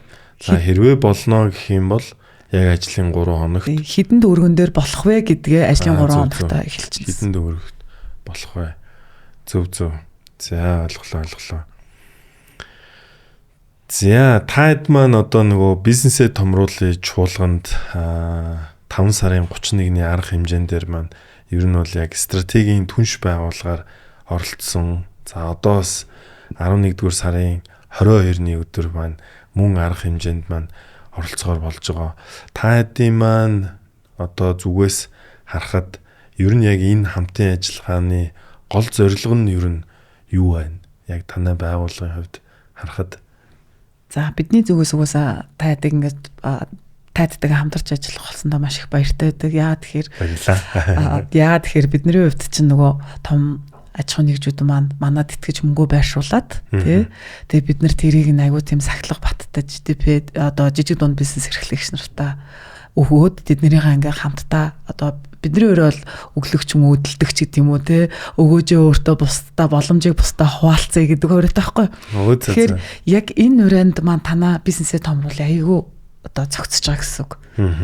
бид нар одоо сахилгатай сайн зээлдэгч бэлдээ. Тэгээ хөрөнгө оруулагч маань биднэрт богино хугацааны мөнгөө биднэрт итгээд байршуулад өгөөч гэдэг л нюанс шүү дээ. Тэгэхээр би энэ дээр бол би тайдтайгаа бүр яг манай энэ үзэл санаатай айгүй их нийцэж байгаа. Тэгээд бид нар яг юм ивентийг бид нар өөрснөө одоо яг одоо фандми платформ ганцаараа нэг зохион байгуулалтыг чадахгүй хүртээмжийн хувьд айгүй одоо хүртээмж муутай те бид нар ингэж ажиллах учраас бид нар ингээ нэгдээд ийм том үзэл санааны доор нэгдэж байгаа даа үнэхээр их баяртай. Тийм учраас би танаа дээр бол тайдтай үргэлж хамт байна л гэж бодож байгаа.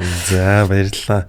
Тийм ч болохоор мэдээч нөгөө бас яг стратегийн түнш байгууллага маань болсон байгаа. Тэгээ би бас яг өнөөдрийн нөгөө подкастаасаа илүү их ойлголтуудыг авахаар ялцчгүй ер нь энэ сахилга баттай одоо жижиг дунд бизнесийг бүтээнэ гэдэг бол та хэдийн хувьд маш том ер нь бол зорж байгаа.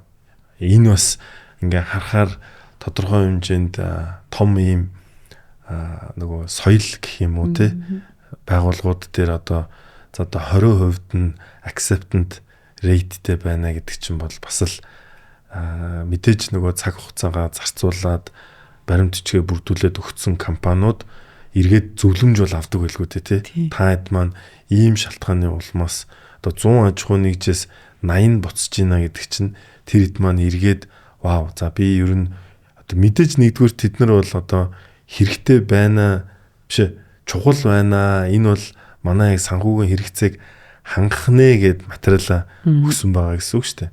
Тэгээд буцаж гинэ гэдэг маань бол тэд нар өөрсдийгөө ирээдүйд одоо сахилга баттай болохдоо бас их бэлдэх юмнууд бол явж байгаа гэсэн үг бах тий. Тийм яг зөв. Та хэд маань ер нь яг энэ одоо юу гэдэг буцаж байгаа нөхдүүддээ хэр их зөвлөмж өгдөг вэ ч юм уу энэ хэдтэй хандсан ер нь сургалт тийм үйл ажиллагаа хэр хийдэг вэ?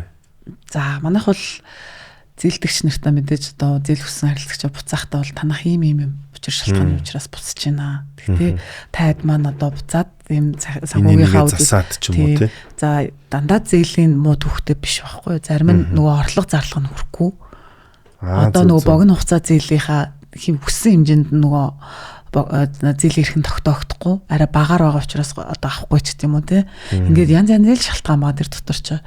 Тэгэхээр яг тайд маань одоо жишээ нь орлого нь өрөхгүй байгаа хүмүүсийг бол тайд маань эргэлтээ нэмэгдүүлээд бизнесээ жоохон томруулчаад түрүүд ирвэл бид нартай хамтарч ажиллах боломж байгаа шүү гэж. Хоёрт нь нөгөө нэг зээлийн одоо зээлээ та цаашид хугацаанд нь төлчөөд нэг юм жил болоод юм хагас жил болоод манад эргэж хандаж болно шүү гэд. Үргэлж нөгөө хаалга маань бол үргэлж нээлттэй байх процессыг бол харилцагчтай зөвлөд гаргадаг гэсэн. За мөн бид нар 7 хоног болгоны 3 дахь өглөө компани дээрээ зээл хүсэж байгаа харилцагч нарын ивентийг одоо өглөөний уулзалтыг хийж байгаа. 7 хоног болгоны 3 дахь өдөр энэ дээр манай дээр ирж уулзъя тий манай танаа мэдээллийг илүү дэлгэрэнгүй авъя гэж байгаа бол 7 хоног болгоны 3 дахь өглөө 9 цагт манай офис дээр ирээд манай одоо бүтээгдэхүүн үйлчилгээний ялангуяа зээлийн тал дээр бид нэр илүү зээл тал руугаа илүү энэ сургалтаа явуулдаг. Энэ сургалтыг бол 7 өдрийн 3 дахь өдрийн 9 цагт манайх компани дээр хийж байгаа. Үндсэн офис дээр. Үндсэн офис дээр. Хаяг хаана нэлээ? Манайх үндсэн офис маань бол Хүүхдийн цугийн Хэрлэн плаза гээд Наран моолын яг өдөс харсан. Шилэн барилга гэдэг. Шилэн барилга. Тэрний нэг давхурт 101 тогтод байгаа. Нэг дор хэдэн хүн ирж? Ер нь бол бид нар нэг дор дээдлэн 6 хүнийг авч байгаа. Энэ маань өөрөө 6 хүн байхаараа яах вэ гэхээр илүү мэдээллийг ойроос тэгээд илүү асуулттай, чанартай B2B хийх боломжтой. Тийм байна. Ийм байдаг. Одоо ингээ подкаст гарсан чинь 20-30-аар очиж байгаа. Тэгэхээр ер нь цаг авдаг уу? Цаг авч олно. Манай уцтай одоо нөгөө шууд маркетинг ажил руу орж штэ тий 72 22 9911 гэсэн манай компани утас руу 22 9911 манай компани утас руу яриад за би танаа 3 дахь уулзалтанд очивол боломжтой байна уу гэд бүртгүүлээд энэ 3 дахьт нь биш юм аа гэхэд дараагийн 3 дахьт нь орох боломжтой. Тийм байна. За. Тийм би бас ингээд сонсоход бол ер нь тийм бизнесээ томруулъя төрийн бус байгууллага маань та хэдтэйгээ хамтраад бол илүү энэ сахилга баттай сайн зээлдэгч гэдэг одоо юу гэдэг аян гэх юм уу ер нь энэ ойлголтыг магадгүй контент бүтээгээд ч юм уу те ер нь сайн хүргэх л ёстой юм байна гэж бол бууж байна. Тийм. Мэдээж одоо зарим тохиолдолд бол тийм байгууллагууд маань өөрсдөө мэдхгүйгээсээ болоод маш их боломжуудаа алддаг. Тэгэхээр тэрийг сайн мэдүүлэх те хоёрдугаарт мэдсэн нэг нь өөрийгөө өнөөдөр магадгүй шалгуур юмд нь тэнцэхгүй байсан ч гэсэн яаж ер нь ирээдүйдээ тэнцэх вэ гэдгээ яах л хэвээр юм байна. Одоо би бас нэг асуулт асуу гэж бодлоо. Ер нь бол тэгэхээр яг энэ магадгүй ингээд арай бүр бичил бизнесүүд бол та хэдийн маань шаардлагыг бол арай хангахгүй хангадгүй юм байна. Тийм яг зөв. Тэгэхээр одоо юу гэдэг илүү өөрийнхөө ингээл нөгөө дансанд шууд мөнгө зөнгөө авчдаг компани биш байгууллагууд маань бол шаардлагыг бол бүрэн хангахгүй байгаа даа тий. Тийм яг зөв. Тэгэхээр бидний хувьд нөгөө тавигдах шалгуур дээр яг шууд нээлттэй мэдээлэл ахгүй тий. Бид нар бол 300 сая төгрөгнөөс дээш эргэлтийн өрөнгөтэй аж ахуй нэгжүүдтэй холбогддог гэсэн. 300 саяас дээш эргэлтийн өрөнгөтэй тий. Жилийн гэж одоо эргэлтийн өрөнгө чинь бол одоо энэ бизнес нь өөрөө 300 сая төгрөгнөөс дээш эргэлттэй л явж байгаа. Тийм л бол манай дээр эхний шалгуурны нөхгүй. За дараагийнх нь Улаанбаатар хотод үйл ажиллагаа явуулдаг. 2-оос дээш жил үйл ажиллагаа явуулсан. Хамгийн бага. Тэгэхээр нөгөө 2 жил гэдэг маань өөрөө юу вэ гэхээр энэ хүн энэ бизнесийнхаа утга учирыг олцсон. Мөнгө өрөнгөө харцсан. Бид нарт 2 жилийн хугацаанд нөгөө мөнгө урсгал дээр нь тооцоол их боломжтой. Гэдэг хүднээс 2 жил гэдэг хугацаа байж байдаг. За магадгүй яг нөгөө юм айгу сайн бизнес 1 жилийн хугацаатай хийсэн байвал одоо бас ялгаахгүй жилийн дараа л манайх руу хандгаас өөр арга болчиход байгаа. За тэгэхээр чин ер нь бол та хэд маань яг үндсэн одоо уламжлалт зээлийн одоо эдийн засагч гэх юм уу те зээлийн эдийн засагчийн за тэгээ дээр нь зөвлөгөө өгөх мэдлэг өгөх те энэ ажлуудаа хийдэм байна. Дээр нь бол технологи бол танаа бас мэдээж зүрх. За тэгэхээр та хэд маань яг би мэднэ л дээ. Гэхдээ нөгөө түнш байгууллага мань одоо ямар байгууллага байна те одоо хэр удаан хугацаанд хамтарч ажиллаж байна. Ер нь одоо нөгөө ирээдүйд бүтээгдэхүүн нь одоо ямар хуу бас чиглэл рүү та түрүүн бас нөгөө гар утасны аптай цаг хугацааны үед дараа нь болох бах гэд хэлж исэн. Гэх мэт нөгөө шинэ одоо та бүгдийн маань төлөвлөж байгаа функц гэх юм уу те эсвэл энийг ингэж ухаалаг болгохоор одоо бэлтэж байгаа гэх юм уу те тэр нэг бас гоё ирээдүйн төлөвлөгөөгөө хуваалцаач тий. За бид хэдийн ирээдүйн төлөвлөгөө гэвэл мэдээж за систем бол угаасаа ойлгомжтой. Хөгжлийн явцаараа явна. За бид нар цаашлаад одоо нөгөө судалгаа хийгээд байгаа энэ аж ахуй нэгжүүд үнэлээд байгаа энийг мэдээж бид нар скоринг буюу автоматжуулахын ажил руу бол орж орно. За энэс гадна бид нар нөгөө харилцагчаа бас сегментчлэн. Үнэхээр та манад өнөөдөр итгэж мөнгө өгдөг том манай харилцагч бол Diamond болоод Diamond харилцагч маань өөрөө манай одоо бүтээгдэхүүн үйлчлэгийг авахтаа илүү одоо хүн өндөр байд юм уу тий санхүүжилт өгж байгаа тал нь хүн өндөр байж ч болно тий. Тэгэхээр бүтээгдэхүүний харилцагчаа сегментлэх нэг ажил явна. Зээлээ үнэлэх нэг ажил явна. Зээлдүүлж байгаа хүмүүсээ үнэлэх. Тий зээл авж байгаа хүмүүсээ бид нар үнэлгээд байна. Зээл өгж байгаа хүмүүсээ бол бид нар нөгөө англиад бид нартай бүтээгдэхүүний хаврамшрууллыг янз бүрийн хэлбэрээр олгож болохоор нөгөө талдаа зээл авж байгаа аж ахуй нэгжүүдтэй зээлийн аягүй сайн төлдөг бол скоринг нь одоо аягүй одоо зээлийн эрхийн хэмжээний гайгүй төлдөг гарчдаг тий. Тэгээд нэг юм хурдан гарчдаг скорингтэй л болно гэсэн үг л тий. Мэдээж одоо нөгөө эндээс гадна дахиад платформ гэж түрүүнд ирсэн платформ маань бас явна. За систем дээр бол нэг иймэрхүү хөгжүүлэлтүүд бол мэдээж цаг үеэд байгаа технологийн хөгжлөд байгаад бүх одоо шинэлэг юмнуудыг л авч хэрэгжүүлэх гэж үзэн шүү дээ тийм. За бидний компанийн хувьд бол стратегийн харилцагчийн хувьд одоо ямар харилцагчийг илүү авч үзэх гээд байна гэхээр зээлдүүлэгч тал бол түрүүний хэлдэг жижиг дунд бизнес эрхлэгч нар маань гоё томрох боломжийг олгодог ийм том гоё аппликейшн болчихсон. Би хамгийн түрүү нэг юм фандемид руу л орчих юм бол би фандемигийн л харилцагч болчих юм бол энэ зах зээл дээр аягүй сайн нэр хүндтэй явж байгаагаа мэдэрдэг тийм болох ч бол одоо аягүй тийм санаа бол амбиц бол нэг тиймэрхүү тэгээд дээрэс нь санхүүжилт өгж байгаа харилцагч нар маань бол нэлээд том эргэлттэй томоохон аж ахуйн нэгжүүд манайхыг сонгоод өгчдөг. Тэрийг нь бид нар ингээд ЖДБ нартаа зээлүүлцдэг. Ийм л ер нь бол зорилго угаасаа л бид нарыг итэх болт юм. Тэгээд нийт одоо 9,000 аж ахуйн нэгж байгаа гэж байна шүү дээ тий. Бид нар тэдний 30% л авчвал ядаж бид нар ихний 3 жилийн төлөвлөгөөнд хүрчих юм болов уу гэж харж байгаа. Цаашлаад мэдээж бүх аж ахуйн нэгжүүд л манай дээр эргэлддэг байвал одоо энэ чинь бидний хамгийн супер зүйлтэй холно л гэж бодож байна. За одоо та магадгүй бараг сая миний дараагийн бодож исэн асуултанд бараг хариулчлаа л да. Ер нь та 10 жилийн дараа пандемик ер нь дүрсэл гэвэл ер нь платформ маань ирээдүйд яг ямар одоо платформ болсон байх бол гэж та харж байна те. Ямар одоо том импактыг гэдэг юм уу? Ер нь энэ одоо жижиг дунд бизнесийн зах зээлийг ингээд авчирсан байна гэж та харж байна ер нь. За яг ер нь миний харж байгаа хамгийн сайхнаар сайхнаар бодоход мэдээж манахаас зээл авсан зээлдэгч нар маань яг ингээд сахлах баттай зээл аюу сайн төлждөг. Тэгээд ийм эдний зээлийг л би энэ зээлийг хугацаанд нь төлөх ёстой юм байна. Ер нь би ийм санхүүгийн сахлах бат гэж ийм одоо үзүүлэлтүүдийг би ер нь хангадаг юм байна. Тэгээд пандемигийн харилцагч болсноор би өөрийгөө одоо айгүй тийм сайн бизнес эрхлэгч юм байна гэж үнэлждэг.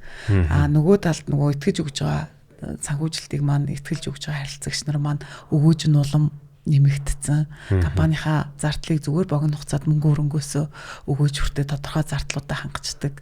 Илүүдл мөнгө байгаа бол шууд фонд руу өгөөрэй гэдэг сонголт нь хамгийн түрүүний сонголт нь байх болтугай гэж боддог. Тэгээ тиймдээ ч манай нөгөө өөрөө одоо бидний нөгөө алсын хараа юу гэхээр итгэж аж ахуйн нэгжүүдийн итгэж үйлчлүүлдэг платформ байна л гэж байгаа.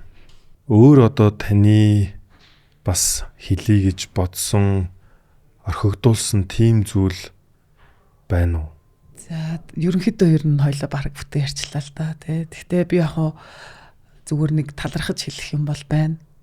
Одоо биднэрт итгэж ингээд мөнгөө санхүүжилт өгдөг аж ахуйн нэгжүүдтэй маш их баярлалаа гэж хэлмээр байгаа. Яа тэгэхээр ийм цоо шин бүтээгдэхүүн үйлчилгээнд тий итгээд мөнгөө байршуулад одоо энэ айгүй ховор сонголтыг хийж байгаа. Тэгээ айгүй итгэлийн дааж ажиллах гэж хичээж байгаа шүү гэж хэлмээр байна. Энд тэгээд бас зээлдэгч нар ч маань ч гэсэндээ айгүй сайн зээлээ төлж байгаа. Манайх одоо 1.6 жил яг одоо жил хагасын хугацаанд ямар нэгэн хугацааталтгүй зээл тэр бас их гэдэг бас нэлээд том рекорд биш үү те. Эн чинь бол бас зарим утгаараа бол нэлээд нөгөө хариуцлагатай сургаад байна шүү дээ те. Ер нь одоо энэ одоо юу гэдэг хэр их хэмжээний одоо тоогоороо гэх юм уу да те хэр их ер нь зээл авагдсан гэсэн үг одоо энэ жил гарангийн хугацаанд. За манайх яг мөнгө нүгээр нь арчдаг хөө. Болно тийм. За арилжааг одоо манайх бид нар мөнгөний арилжааг ярьчдаг байхгүй яа. Тэгэхээр тэр чинь мөнгө орж ирээд нөгөө хугацааны ирэмбэр яваал яг биржийн системээр ажиллаад байна шүү дээ тий. Хугацаа болон мөнгөнд дүнгээс хамаарат хамгийн түрүүнд хин хүсэлтэд оруулсан тэрнийх бэлжээдэг тий. Тэгэхээр бид нар зүгээр арилжааг ярьчдیں۔ Дотоод яг тэр утгаараа би сайн арилжааг ярьчлаа. Манайх яг бусдаас нөгөө шууд нээлттэй байдаг мэдээлэл бид нар 126 тэрбум төгрөг өнөөдрийн байдлаар бусдаас аваад бусдад зээлцсэн байна гэсэн үг. 126 тэрбум төгрөг гэдэг маань өөрөө бас чамлалтгүй тоох гэж боддог. Өнөөдөр энэ их хэмжээний мөнгийг бид нар одоо бизнестэй асуудалд бол гарцсан байгаа хүмүүстэй туслаад зээл болгоод олгоц гэсэн. Нийт ер нь хэдэн удаагийн хүсэлт зүгээр багцаагаар багцаагаар гэвэл бид нар ч одоо ер нь сарда өдөр болгон бид нар арилжаа явагдаж байгаа. Тэгээ өдөрт дунджаар 3 хүний зээл олголт хийчихдэг байхгүй. Өдөрт 3-аад. Тэгэхээр чинь бид нар нэг жил гээд аваад ч 20 тоног, сарын 20 тоногт чинь. Тийм байна. Тэгээ бас нэг чам үйл тоо гарах гэдэг. Тийм байна. Би ер нь бас нэг асуулт орхигдуулсан байна. Ер нь яг одоо банк усаас эн чинь ер нь том ялгаа нь ер нь юу вэ? Яг банк ус санхүүгийн байгууллагаас. Банк ус санхүүгийн байгууллагаас мэдээж амар том ялгаатай. Нэгт бидний хувьд банк усын хүү бол одоо жигсэн дундаж хүүг нь авч үзье л та. Тэгэх юм бол нэг юм 3 1.1 ч тийм үү те нэг юм 3 руу нэлээ ойртсон. Одоо нэг 28 хоногийн бүтээгдэхүүн нэг сарын бүтээгдэхүүн гэдэг 3.1 рүү байгаад байгаа байхгүй. Гэтэл манай өөрөө зээлийнхүү нөгөө нэг жил сарын 1.4 буюу 28 хоног дээр 1.4 байгаа байхгүй. 1.4. За энэ дээр бид нар яадаг вэ гэхээр шимтгэл 28 хоногоор зээл авахаар ер нь би бас дундаж хоногоо ярьж байгаа шүү. За манай дээрс дундаж зээл гарч байгаа хоног нь 28 хоног. Тэгээд тэрний маань хүү 1.4 энэ дээр шимтгэлээ оруулахаар 0.8% шимтгэл авдаг. Тэнийг зардлаа бодох юм бол 28 хоногт 2.2% хүү байхгүй. Тийм байна. За тэгэхээр бидний хүүгийн хувьд бол банк усын зах зээлтэй өрсөлдөх хөрөхгүй. Тийм байна. Гэтэл нөгөө талд банк ус дээр бид нар нөгөө харилцагч яадаг гэхээр барьцаа автомашин юм уу үйл хөдлөлт явдаг тийм заавал барьцаалдаг. Банк ус ерөөсөө заавал л үү? Заавал. Ямар ч тохиолдолд. Тийм ямар нэгэн байдлаар барьцаа өрөнгөтэй байжээд тэндээс зээл авч байгаа байхгүй. Гэтэл манайх чинь зөвхөн танд бизнесээ чи эргэлтийн хөрөнгө болон эргэлтийн хөрөнгө дансын авалгаа чинь барьцаалаад зээл болгоё гэж тийм. Зөв. За танай дээр бол тэгэхээр ер нь одоо нөгөө бусад банк ус шиг итгэлцэл авах гэсэн ямар ч ойлголт байхгүй. Тийм байна тий. Таад маань бол тэгэхээр ерөөсөө л тийм байна. Яалтчгүй B2B шин төрлийн финтек болж байна тий. Одоо ер нь яг ийм B2B ер нь яг ингэж жижиг дунд ер нь бизнес эрхлэгч рүү чиглэсэн финтекүүд та одоо түрүү хэлсэн шүү дээ. Одоо магадгүй ингээ Англид гадны улс орнуудад бол B2C-гээсээ илүү B2B рүү бас бүтээгдэхүүнүүд гарч ийн гэд ярьж байна. Ер нь Монголд бол эхлэлүүд бол зөвхөн та хэд л байна уу эсвэл өөрөөс яг B2B бүтээгдэхүүнүүд ер нь байна уу? Яг одоо санхүүгийн онцгойрсон тий. Яг бид нар ч одоо мэдээж нөгөө нэг хууль эрх зүйн тал яригдчихэж байгаа шүү дээ тий. Бид нар нөгөө үйл ажиллагаа маань санхүүгийн зохицуулах орон дээр л явж байгаа тий. Заавал бүртгэлдэг. Яг тэн дээр аваад үзэх юм бол манайх ганцаараа байгаа. Зөвхөн аж ахуйн нэгжээс аж ахуйн нэгжүүдийн хооронд ийм B2B зээлийн үйлчлэгээ үзүүлдэг нь бол тийм байна. Анхдагч буюу яг манайх анхны холцоо явж байгаа. Мэдээж магадгүй одоо нөгөө юм санхүүгийн байгууллагууд дотооддоо бас иймэрхүү ижил төрлийн бүтээгдэхүүн үйлчлэгээ явуулдаг бол бид нар бол одоогоор бол мэдэхгүй байгаад байна. Тийм юм байдаг гэж магадгүй чинь мэдээж санхүүгийн байгууллагууд дотооддоо өөрсдийн холбоо хамааралтай компаниудтай B2B хийж болно шүү дээ тий. Тэгэхээр тийгийг бол би мэдэхгүй. Яг нээлттэй зах зээл дээр бол манайх анхдагч. Одоо тэгэхээр за хоёлаа нөгөө мөнгөө байрлуулж байгаа байгууллагын хувьд гэд ботход энэ идэд маань бол бас яг банк усанд байрлуулъя гэвэл эн чинь өөрөө хамгийн багадаа бодвол 6 сар жил гэж байдгүй. Ер нь. Банк ус бол ерөөсөө тийм үү? Итгэлцлийн үйлчлэгээ чи одоо банк ус дээр 3 одоо хамгийн багадаа 3 сар тэгэл 6 9 сар 12 сар гэдэг нөлөөлөлөөр явдаг байна. Тэгэхээр бас банк ус руу хийчүүл хамгийн багадаа 3 сар төгжих гээд байгаа мөнгийг одоо эн чинь нэг сар 28 хоногт зүгээр хэвтүүлж ирснээс өгчөөл гэдэг. Тий яг одоо боломж гэсэн үг шүү дээ. Тэгэхээр нөгөө аж ахуйн нэгжүүдтэй богино хугацаанд мөнгөө ингээд байршуулах газар байхгүй ч тийм үү тий сонголт байхгүй шүү дээ. Одоо жишээ нь эдгээр чинь одоо аж ахуйн нэгжүүд маань сарын дараа татаа авалтаа хийх гээд идэг. Тэр татаа авалтын мөнгөө дансандаа л байх уу эсвэл ямар нэгэн байдлаар танил талуудаа зээлүүлчихэд за чи 28 хоногийн дараа буцааж өгөөрэй гэдэг тий. Ер нь бол ингийн амьдрал тий. Тэгээ өгөхгүй тохиол байдаг. Тэрэнд ороод манаа дээр ингээд 28 хоногт 1.4% өгөөж хүртээд байршуулах боломжтой. Бас нэг юм айгу шинэлэг сонголт олж таарж байгаа байхгүй. Тийм байна. Та хэд маань бол тэгэхээр яалтчгүй хөрөнгө оруулагч хүний эрх ашиг нөгөө талдаа зээлдэгчийн хариуцлагатай байдал хоёрыг л ерөөсө тэнцвэрийн барихад. Гэтэ энэ ер нь бас хэцүү юм байна те. Ер нь ингээд бас сонсоод байсан чинь бас ер нь үнэхээр л нэрээ одоо юу гэдэг 100 материал өгөгдөд 80 буцаад байна гэдэг чинь бол таад бол бас л нэлээ шалгуур өндөртэй чанартай зээлдэгч нарытэй л ялцчгүй тулаад байна тий.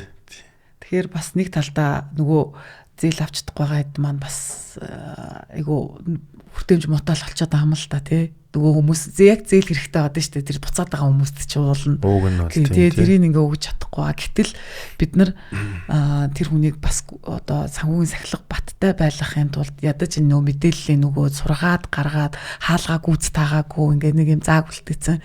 Эргээд ороод ирэхэд нээлттэй байх хэмжээний байгаа нь өөрөө бид нар энэний үр дүнг бол нэг за 1 жилийн дараа гэхэд манай хас зээл авч таагүй харилцагч маань буцаад ирэхэд жилийн дараа бол асуудал нь шийдэгдсэн. Манайхаас ямар нэгэн байдлаар зээл авах боломжтой болсон байх болов гэж харж байгаа. Та одоо жишээлбэл яг ингээд зээлээ аваад маш хариуцлагатайгаар зээлээ төлсөн нэг гоё одоо нөгөө түүхүүдэд хуваалцаач харилцагчийнхаа гоё түүхүүд гэх юм уу та. Ер нь яг уу тэр энэ асуултаас уяад ер нь яг та эдийн маань зээлдэгч нарын нэг тийм ерөнхий одоо нөгөө ideal customer profile гэдэг шиг нэг тийм нөгөө persona гэдэг шиг юм би бас харах гад ойлгох гээд байна тийм. За ер нь яг нийтлэг манай харилцагч нар бол бас нөгөө банк усуд авих байдаг. Өөрснөө манахаас банк усуд танахаас харилцагч болж байдаг гэсэн үг. Өгөх талдаач тэр авах талдаач байж байна. Авах талдаач. Энэ бол нөгөө нэг сегментээр ярьж байгаа шүү дээ, тий. Хин нэгэн хүний тухай биш учраас би зүгээр яг харилцагчийн нууцлал гэж юм байгаа шүү дээ, тий. Тэгтээ яг зүгээр банк усын салбарууд айгүйх бас байж байдаг. Тэгэхээр тэд нар маань яаж яах гэхээр тэд нар маань өөрөө нэг хүнийг машинтай болгож чинь, тий. Нэг айлд одоо машинтай болоход нь туслаад байна шүү дээ. Тэрийг ч бол одоо нэг юм буруу зээл гэж харахгүй шүү дээ, тий. Тэгэхээр тэр талаараа харах юм бол бид нар банк усын эргэлтэнд айгүй сайн нөлөөлж чадчихна. Банксууд маань зээлээ гаргаж сайн чадаад манай богино хугацаанд мөнгөний хэрэгцээ өсөх үед манахаас зээл авах нь өөрөө бид нар зөрүүлээд нийгэмдээ бас туслаад байгаа нэг хэлбэр гэж харж байгаа. Аж ахуйн нэгж дээр аваад үзье те. Ингийн нэг зөвхөн үйлдвэрлэлийн компани байна манай дээр. Үйлдвэрлэл эрхлэгч. Тэд нар яаж яах гэхээр үйлдвэрийнхаа барилгыг шинээр том барилга ашиглалтанд оруулах гэдэг хөрөнгө оруулалтын зээл авцсан. Нөгөө барилга ашиглалтанд орохоор бараа нэмэгдэн үсттэй тий. Нөгөө тогоо томорцсон учраас бараагаа нэмэгдүүлэх гэхээр богино хугацаанд эргэлт маань тэгтээ тэрийг шууд нөгөө нийлүүлэлтэн бэлэн байж байгаа учраас манахаас шууд богино хугацаа зээл аваад эргэлтийн хөрөнгөө нэмэгдүүлээд борлуулалт хийгээд явж чадж байгаа аж ахуйн нэгжүүд бас байгаа. Тэгэхээр яг уу зээлдүүлэгч талд банк ус таас харилцагчуд байдаг гэдээ ярьж шít. Тэгэхээр энд нэг ёсондоо сул мөнгө байгаа болохоор уг нь бол эдгээр чинь яг шаардлагыг хангаад ирсэн хүнд бол одоо та хэдээс бол хамаагүй өндөр хуваар өгж байгаа шүү дээ. Гэхдээ ёстой байж яснаас эргэлдүүлжий гэдэг зорилгоор гэсэн үг байна те. Зүг. Тэгэхээр бас та хэд маань ер нь бол санхүүгийн байгууллагуудтайгаа за иргэд банк бол арай байдаг бах тий. Банк бол мөн. Зөв ойлголоо. За тэгвэл ер нь бол яг л нэг тийм богино хугацаат одоо яг нэг таны түрүү хэлсэн шүү дээ нэг гайл дээр бараа нь гаццсан ч юм уу тий. Эсвэл одоо ер нь нэг юм богино хугацааны маш тодорхой ер нь л зээлдэгч байх хэрэгтэй юм биш үү? Тэрнээс биш ингээл одоо за нэг юм авах гэж байгаа гэд тэгснэ тэр авчаад тэрийг одоо магадгүй борлуулж чадахгүй удуулч гэдэг юм уу эсвэл жоохон төгжигдсэн тохиолдолд тиймэрхүү харилцагч нар бол нэх юуг юм байна. Сонгогдож угаасаа чадахгүй юм байна. Угаасаа нөгөө мөнгө урсгалаараа дийлэхгүй болол нөгөө барааны хэрэгцэн удаашраад ирсэн учраас тэрэн дээр бас угаасаа зээл олоход боломжгүй гэж гарч ирдэг. Тэг яг уу ер нь л бизнес эрхэлж байгаа хүмүүс ингээ хараад тахаар айгүй сайн бизнес эрхлэгч нар угаасаа л нөгөө сахилгаттай тийм дөө. Тэ бизнес нь аяанда ингээд айгүй гоё юм хөгжлийн шатндаа хүрсэн бол энэ өөрөө айгүй зөв засаглалтай, зөв санхүүтэй тэ ямар нэгэн байдлаар нөгөө бизнесийнхаа гадуур хөрөнгө оруулалт хийдэггүй тэ нэг юм айгүй боломжийн хүмүүс угаасаа нэг ингээ яваад идэг санагдаад идэв штэ. Зөв. За одоо ер нь таны хувьд юу гэдэг энэ танай байгууллагын хувьд яг энэ жижиг дунд бизнес эрхлэгчдэд зориулсан одоо та түрүү хэлсэн шүү дээ тэр 24 цагийн дотор ч гэдэг юм уу ер нь энэ урьдчилсан шалгуур гэд одоо ярьчил та тий. Тэр энэ ер нь яг бодит амьдрал дээр хэр шудраг сайн ер нь хэрэгждэг гэж хардаг вэ? Яг ийм л дээ. Яг нөгөө зээлдэгч тал чинь илүү нөгөө богино хугацаанд мөнгөний хэрэгцээ үүсдэг учраас манайх руу хандаад энэ нэг санхүүгийнхаа хэрэгцээг манайхаар шийдвэрлэх гэл хандж байгаа учраас бид нар энэ дээр ингээ уяад тэрийг 24 цагт болно. Юу одоо 14 хонцод уучлаарай таны зээл гарахгүй байх гэдэг өөрөө ёс зүггүй. Бид нар тэгээ нэм технологи дээр суурилсан байжээж. Тэгээ тэрэн дээр нэг юм амар олон хоног саатаж хариу өгөх нь айгүй ёс зүг гэж үзэж байгаа. Тийм учраас бид нар 24 цагийн дотор одоо хин энийгээ хүлээлгэхгүй. Одоо магадгүй тэр хүн манай пандемиас би зээл авчих учраас энэ асуудлаа шийдэндээ гэд манайхыг хүлээгээ сууж идэл би 7 хоногийн дараа нөгөө асуудал нь тулцсан байхад боломжгүй гэдэг хариу хэлэх нь өөрөө айгу учир дутагдaltaй байхгүй. Тэгэхээр 24 цагийн дотор хариу хэлэх нь айгу шудраг гэж харж байгаа. Тэгэхээр ер нь бол за 24 цагийн дотор үзээд болно гэд шийдвэр хилцснээс хойшвол 3 хоногийн дотор 3 хоногийн дотор гол нь яг хүн 100 сая гэд хүссэн байж болно. Гэхдээ ямар ч тохиолдолд 3 хоногийн дотор судлаад үгүй байна. 20 сая байна шүү гэж бол ямар ч тохиолдолд бол ер нь хүнд бол хэмжээгийн зөв тохиолдол яагаад өгчих юм бэ те. Одоо тэгэхээр ийм процесс байдгүй. Жишээлбэл за би эхний удаа 20 сая төгрөг одоо за анх би 30-ыг авъя гэд хүссэн бай гэд бодъё л доо. За тэгсэн чинь яг судлаад үзсэн чинь за таных бол 20 сая л юм байна. За тэгэнгүүт би энэ 20 сая амжилттай төлчлөө шүү дээ. Тэгэхээр миний энэ одоо уг нь бол би анх магадгүй 30-ыг хүссэн шүү дээ. Тэгэхээр энэ ингээд нөгөө юу гэлээ зээлжих зэрэглэл гэдэг лөө те. Энэ юу нь яаж нэмэгдтiin? За бидээс нөгөө нэг та 20 сая гэдэг тоо чи яаж гарч байгаа юм гэхээр таны хамгийн гол нь богино хугацаанд мөнгө урсгал дээр чинь гарч ирж байгаа шүү дээ. Тулгуурлаад. Хэрвээ таны одоо манайхаас та магадгүй зээл авснаар таны эргэлт нэмэгдсэн. Бараа чинь нэмэгдсэн. Ийм байвал бид нар хагас жилдээ эсвэл та өөрөө манад хүсэлтээ өгч болох байхгүй. За би энэ дээр ингээ манай тэгэхээр тэр үед яадаг вэ гэхээр танаас би хүсэлтээ чи аваа санхүүгийн чи үзүүлэлтэд аваад болоо. Одоо нөгөө эхлээд нэг бахын юм нэгчээсэн бол одоо тэр байхгүй. Манай тэр ийм тохиолдлууд айгүйх байдаг. Эхний 6 сар та одоо энэ манай зээлийг ашиглаад үзье. Яг гэвэл таны богино хугацаанд мөнгө урсгалаар ийм байгаад байна. Үнэхээр таны нөгөө одоо энэ гэрээ хэлцэл, шинэ гэрээ хэлцэл хийцэн, шинэ орлуулалтын орлого чинь сувг чинь нэмэгдээд ирвэл та манайх руу тэдэн сарын дараа энэ материалаа өгөөд зээл эрхээ нэмэгдүүлчих боломжтой шүү. Гэ хийчдэг. Тэгэнгүүт тэр хүн зөвхөн материалаа өглөө тэр чинь үндсэн зээлийн шийдвэр нь гарсан учраас ямар нэг асуудалгүйгээр бид нэр эрхээ нэмэгдүүлж өгдөг гэсэн үг. Тийм байна. За. Гэхдээ энэ дэр нөө айгүй харилцаа айгүй сайн байх хэрэгтэй битт те. Харилцаа холбоо те. За би ер нь ингэ явж байгаа шүү, над байгаа шүү. За би зээлээ ингэ төллөө шүү гэдэг юм уу. Ямар нэгэн байдлаар бид нөгөө харилцаагаа айгүй сайн авч явж илүү зээлдэгчээ таних, илүү мэдэх шатлан нэмэгдэн штэ тий. Гүү ингээд нэг хүмүүс чинь ингэдийн зарим одоо нэг олон гараагүй л байна л та. Гэхдээ бид нар ч нөгөө процессын үед аваад үзвэл нэг жил гарна л үйл ажиллагаа явуулж байгаа учраас бид нарт ийм дата үзүүлэлт, өнгөрсөн үеийн тоо үзүүлэлт ийм байдаг юм гэсэн юм байхгүй байхгүй.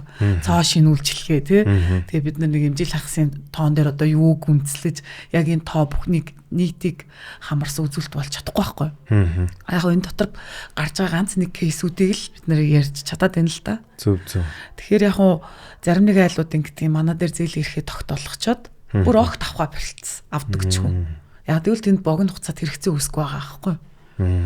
Зарим нэг айлууд нь аваад байдаг. Авахтаа энийхээ нөгөө аваад ашиглаад яваад байгаа. Гэхдээ нөгөө бид нартай эргэлж контакт авахгүй. Зээл ирэхээ нэмэгдүүлмээр байгаа мүү гоо те.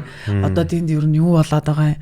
Бид нар гэхдээ гэрээгээр бол хагас жилдээ нэг удаа заавал заны хяналт хийдэг. Зөв. Окей. Алгалаа.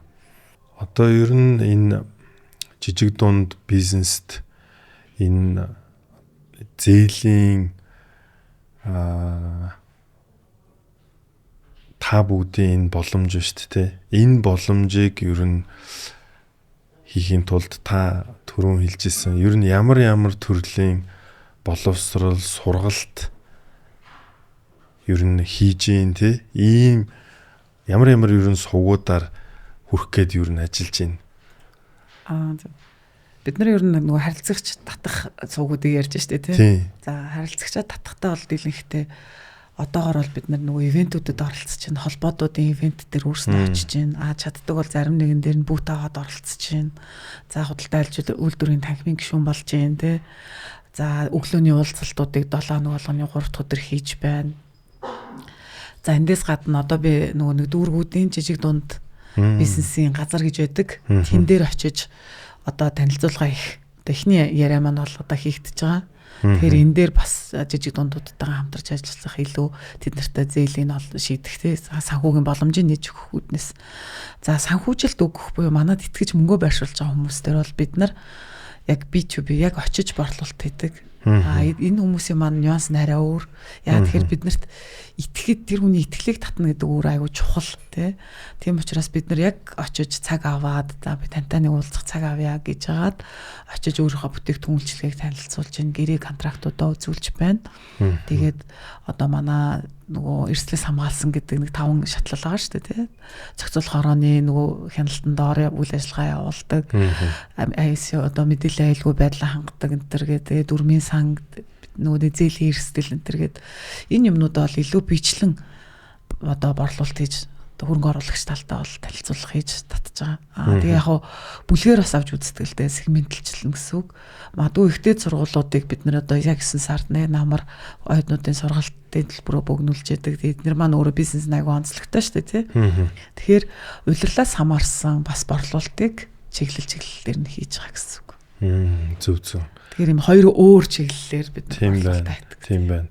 Нэгэсэндээ их усүрээ татах, төвлөрүүлэх ер нь тэгэл одоо юу гэдэг намар магадгүй илүү сургуулиудаас одоо юу гэдэг татдаг ч юм уу тий.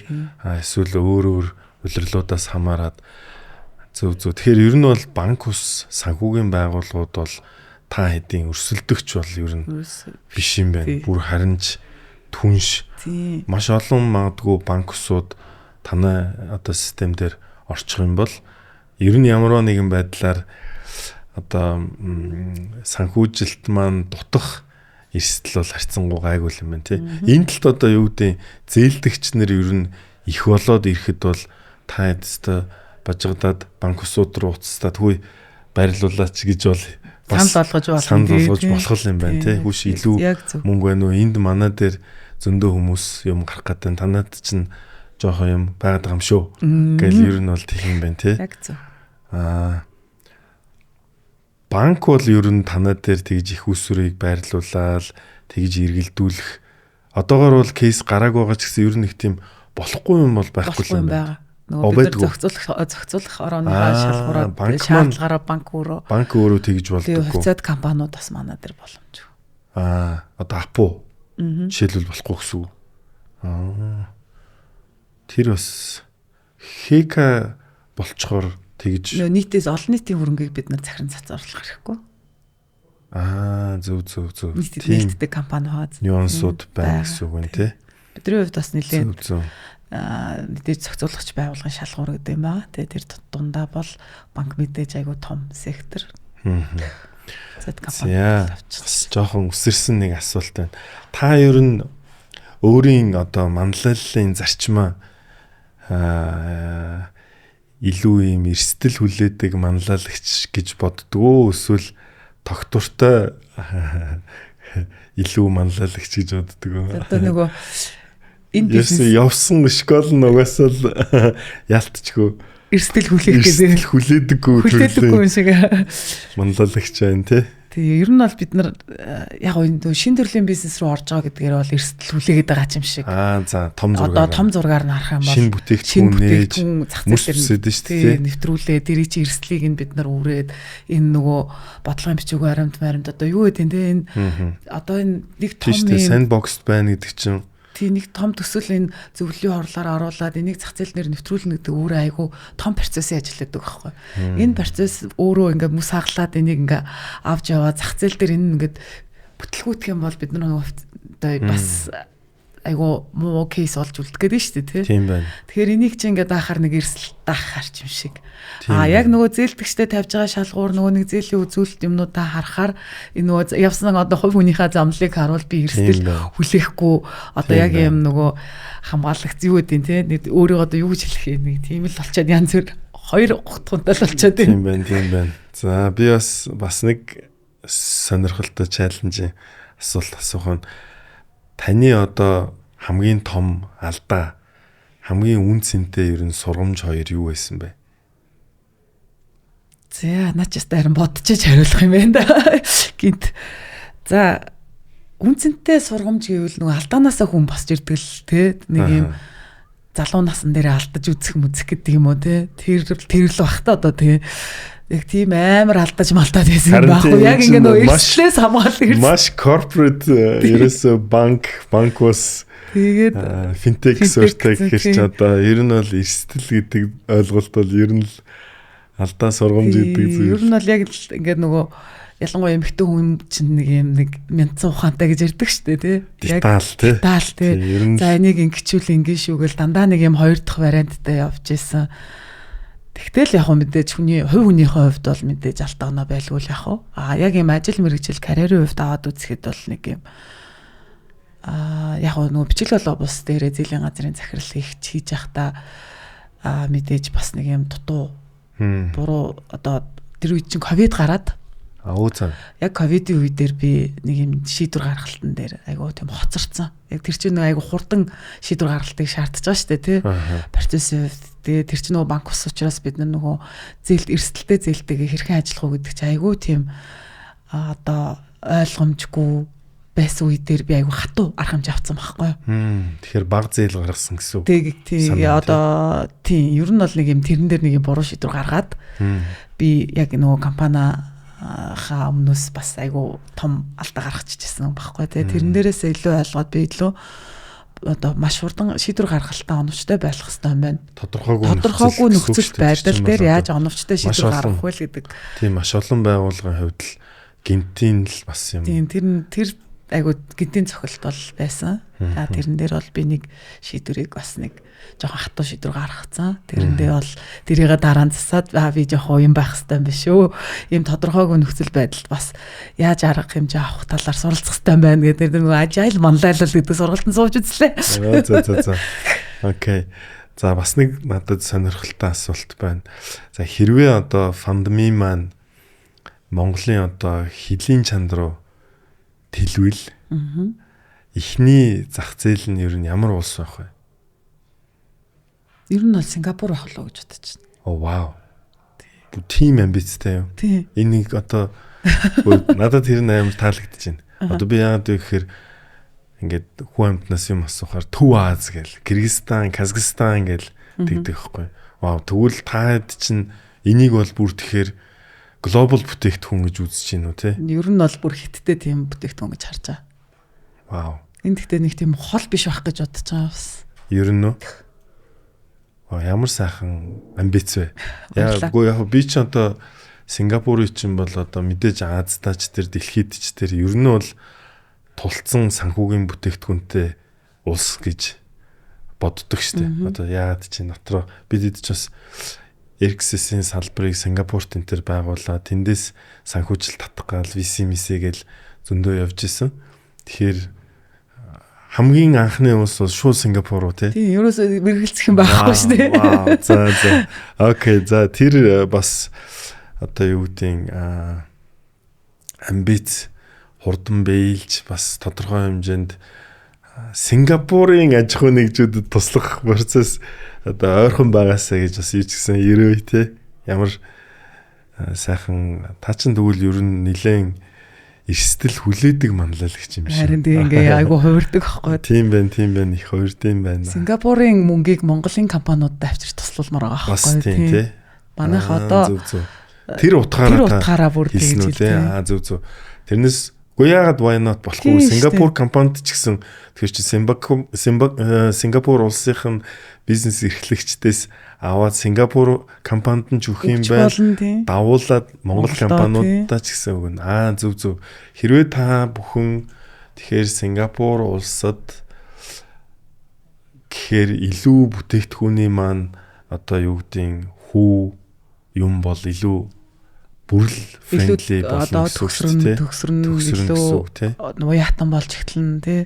Тийм байна. Магадгүй өнөөдөр 1.4 хүрэх гэдэг хүн шүү буух боломжтой үсгэн нь шүү дээ. Тэнд бол мэдээж баг худалчунд одоо за жилийн 1.4 гэх нь хайшаа. Гэхдээ л маш боломжийн бүтээгдэхүүн байгаа гэсэн үг тий.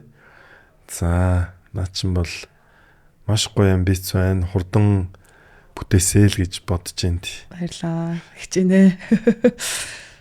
За бас нэг гоё хөв хүн тал руу чиглэсэн асуулт байна.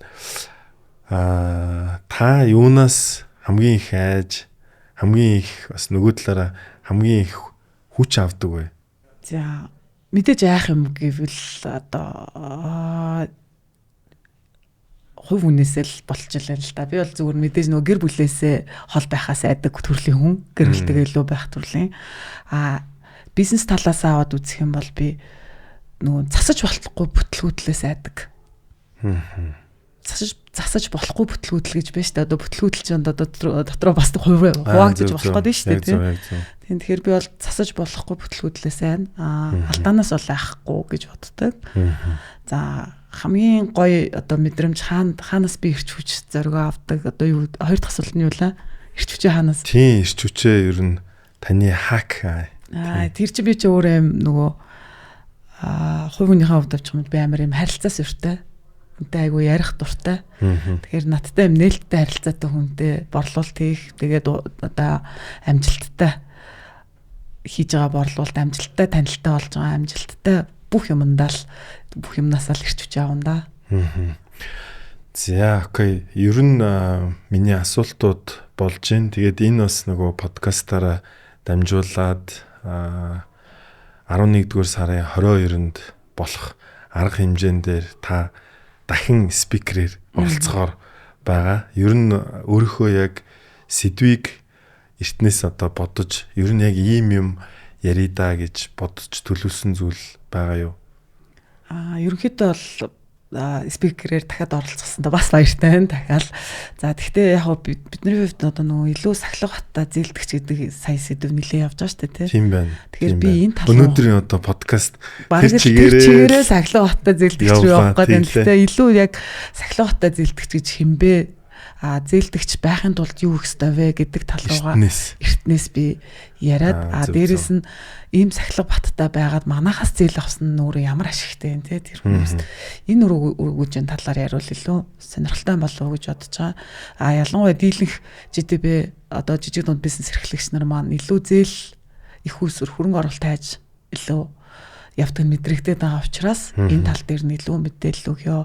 Бас нэг юм цоошин санхүүгийн бүтээгдэхүүн байгаа шүү. Гэхдээ энэ маань өөрөө ийм учиртай шүү гэдэг илүү тэр тал руу мэдээлэл өгье л гэж бодож байна. За ойлголоо.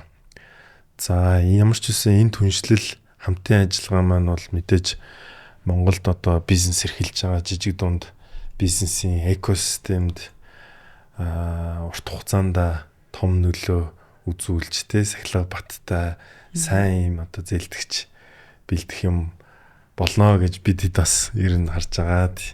За тэгээд ер нь бол подкаста өндөрлүүлээ. Тийм танд бидний одоо урилгыг хүлээн авч сайхан нээлттэй ярилцаж одоо би бол ер нь асар өндөрлөл пандемигийн ойлголттой боллоо. Тэгээд яг үнэхээр цаг зав гаргаад үтсэн одоо зээлдүүлэх одоо юу гэдэг нөгөө зээл өгөхөөр бодож байгаа байгууллагууд болон зээл авахар бодож байгаа байгууллагууд ер нь маш сайн ойлголтыг би бол авсан бахаа гэж бодож байна. Маш сайн ер нь бол сайн хариуцлагатай одоо сайн зээлдэгч байх, сахилга баттай байх бол одоо number 1 юм байна гэдгийг л ерөөсөө маш сайн миний хувьд ч гэсэн бизнес эрхлэгчид маш сайн ойлголоо. Тэгээд бас яг нюанстай зүйлүүдийг бас нэлээд гаргаж гайгүй сайн ойлголт өгсөн болов уу гэж бодож байна. За баярлалаа. Тэгээд бас энэ мэдээллийг одоо түмэн түгээх үүрэгт маань гар бие оролцсонд баярлалаа. Тэг яг хөө бидний хувьд энэ зах зээл дээр цоо шинэ бүтээгдэхүүн үйлчлэгээ алтаанаа мэдээж байж л байгаа ах. Магадгүй зарим нэг зэлдэгч нартай хатуурхаж одоо гомдоож те зарим хүмүүс ч мэдээж тийм бүх хүмүүс таатай мэдрэмж авахгүй шүү дээ зээл буцаахад те. Тэгжсэн бол бас уучлаарай гэж хүсье. Нөгөөтэйгөр бас юм Монголын санхүүгийн зах зээл дээр ийм цоо шинэ бүтээгдэхүүн үйлчлэгээ нэвтрээд энэ боломжийг олгосон санхүүгийн зохицуулахаараа те бид нарыг дэмжиж ажиллаж байгаа. Хэрвээ энэ бүтээгдэхүүн үйлчлэгээ өнөөдөр санхүүгийн зах зээл дээр байхгүй бол бид нар 126 тэрбум төгрөгийг те бусдад хэрэгтэй үед нь зээлүүлж чадахгүй байхгүй юу? Тэгээд нөгөө талдаа бас энэ бидний итгэлийг одоо биднэрт итгээд мөнгөө байршуулж байгаа энэ аж ахуйн нэгжүүд маань зөрүүлээд өгөөж өртөж байгаа. Эдгээр маань бас нөгөө өөрийнхөө тодорхой хэмжээний зардлыг хааж чадж байгаа.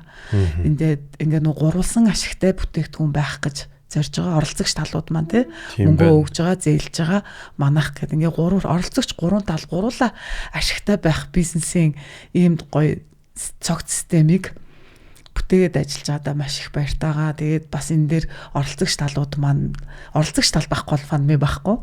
Тийм учраас харилцагч нартаа бүгдэнд нь баярлалаа гэж хэлмээр байна. Тэгээд бид нарыг бас дэмжсэн санхүүгийн зохицуулахаараа дэмжиж байгаа. Тэгээд цаашид бид нар хууль эрх зүйн орчинтой болгоод ирэхээр энэ дээрээ бид нар бүр илүү нээлттэй болохоо бид нарыг бас хөгжиж дэвжих зах зээл дээр хэрэгтэй байхад бидний өөрсний маань бас хичээл зүтгэл бас нэлийн шаардлагатай байгаа. Тэгэхээр бас хамт олноо бас уриалж байгаа гэж. Гинт би бас танаас нэмж нэг асуулт асуумаар санагдчихлаа. Та бүгд маань одоо peer to peer буюу одоо та хэд маань бол аж ахуйн нэгжүүд байгаад шүү дээ. Ер нь энэ одоо юу гэдэг хувь хүн илүүдэл мөнгөө хадгалуулаад нөгөө талаасаа хувь хүн авдаг тийм ер нь бүтээгдэхүүн рүү орох уу? Бидний хувьд бол яг одоогор бол тэр тал руу байхгүй зөвхөн аж ахуйн нэгжүүдээс аж ахуйн нэгжүүд рүү иргэд оролцоод ирэхээр энэ маань өөрөө хууль эрх зүйн орчингүй учраас нөгөө эрсдлийн хувьд өндөр болж эхэлнэ. Мэдээж бидний хувьд бол аж ахуйн нэгж байсан нь илүү оновчтой, зах зээл дээр илүү суурьтай байх юм байна гэж үүднээс илүү зөвхөн аж ахуйн нэгжүүдээс аж ахуйн нэгжүүдийн хоорондох B2B зурчил үйлчилгээ үзүүлж байгаа. Зөв. За ойлголоо. За баярлалаа. Баярлалаа.